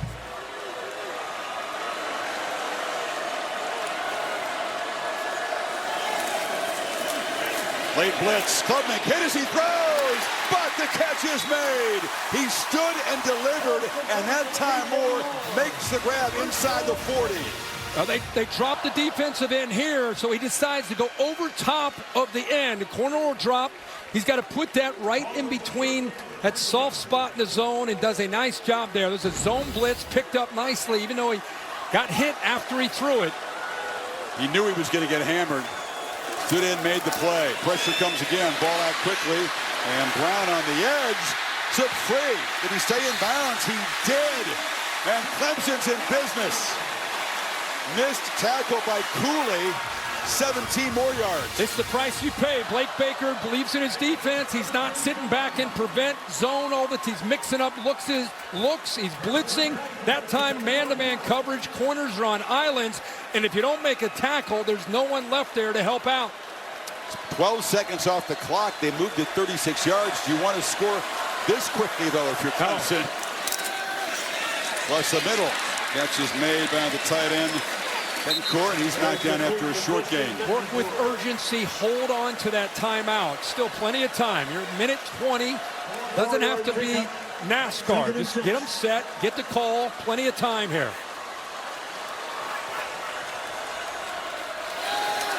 From the pocket, short throw, and Randall makes the grab. Does get out of bounds. And it's going to set up third down in about 4. Blake Baker just rolling that dice, continues to play man-to-man, that time relying on the backer Weeks to be able to take Randall down, push him out of bounds. Third down. Crowd gets very quiet. Help their offense out. For these 5 plays, ball is out fast from Klubnik. Has to down in this red zone area. Out quickly again, up in the air, and falls incomplete off the carom. Chance at a pick by Woodland, couldn't quite get there, and it's fourth down. Comes down to this. They need 4 to keep this drive alive and hope alive. Blake Baker, boy, he's been a big story tonight. How fitting this kind of game. It comes down to a 4th and 4 here. Minute 4, and still the one timeout. Who's he going to go to? And LSU couldn't get these stops a year ago, trying to come up with a big one. LSU's going to spend one of their 2 remaining timeouts to get the defense set. It is an interesting chess match. He's consistently brought pressure. They've countered that by getting the ball out quickly. Yep. What do you do here on 4th and 4 if you're Baker? Well, I think the biggest thing you do if you're Blake Baker is you go with what's been working, which is either bringing backers. Maybe you got the ball in the left hash. You can bring a corner. He's going to live by the sword and die by the sword. It's not like him to just sit back and play a tight zone. He's going to bring something, and he's going to try to be creative. Maybe give a look he hasn't shown all night, but he's going to play man. So if you're Garrett Riley on the other side, you're anticipating man coverage. You got to find a rub, or you got to find a guy who can win against man-to-man coverage. Create the matchup with the pre-snap motion, whatever it takes. You got to create a matchup that you like. Wesco, Moore, Brown, the receivers have gotten involved much more as this game's gone on. Who can make a play here? This big showdown in late August comes down to this play.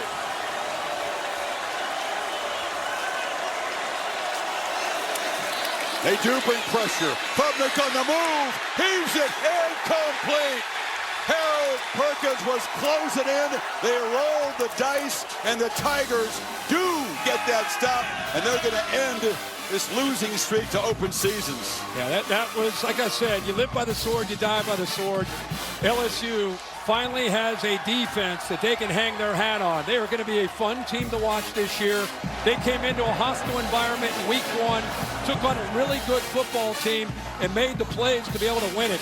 This is the guy right here, Harold Perkins, where he comes from. All the way around with that speed, kind of spying Klubnik, not letting him use his legs to create.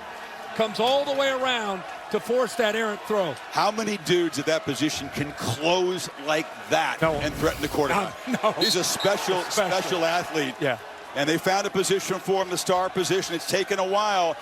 He's going to be a problem all season long for opposing offense. Hey, it's a loss for Clemson. They're going to regroup. They're going to be right where they need to be. It's a good football team. They're going to be able to learn and grow from this. Hopefully get Antonio Williams healthy. But for LSU to come in here, like I said, and be able to come out of here with a win, this is big, not just for BK. This is big for Garrett Nussmeier and the aspiration. This is a team that wants to win the SEC. They want to win a national title, and this could be a kickstart to a special season for LSU. Not going to be easy, as you know, Kirk. They got the Gators coming in a couple of weeks. They got to go at Ole Miss late September, October. Gamecocks, Aggies, at Alabama. But tonight belongs to Garrett Nussmeier and the Tigers. They're tired of hearing about we can't win an opener. We can't finish the job. They came to Clemson, Death Valley. It's quiet at the moment.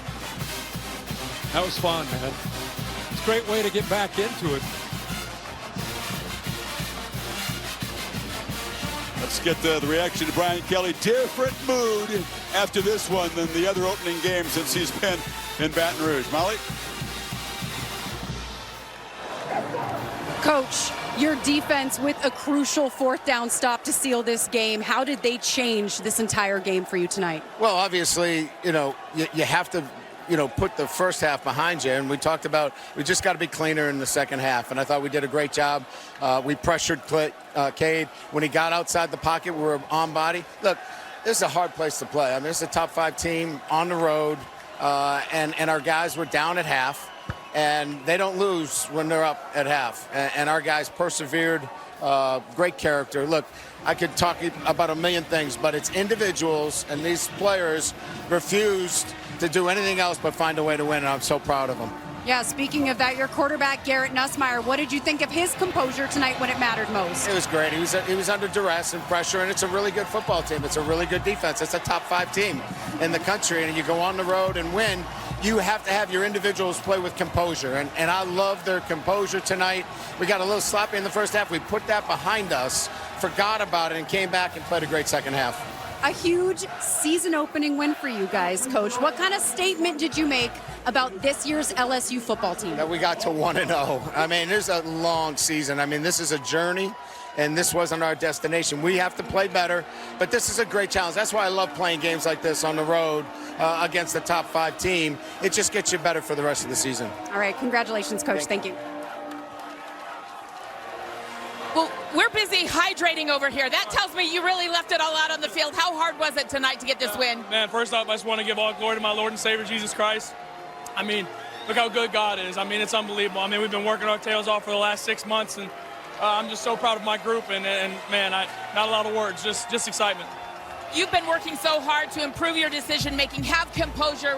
In tough moments tonight, when your back was against the wall, how did that serve you well? Yeah, I think it helped a lot. I mean, it was a sloppy football game for us as an offense. Obviously, it's not something that we're extremely excited about. We turned the ball over early, and we shot ourselves in the foot a couple times, but I think it was just a great team win. And how about our defense? I mean, sticking up for us. I mean, allowing 10 points to one of the better offenses in the country. I'm just so proud of those guys, and I'm excited for our offense to get to work and get things right. That last play, Harold Perkins, he's just off an ACL tear, and he makes that play. What does that mean to the team and this brotherhood? It means everything. I mean, Perkins is an unbelievable football player, and so for him to be able to be in the position to make that play, I'm just so happy for him and so proud of him as a player. And nothing much to be said. I mean, our defense did an unbelievable job tonight.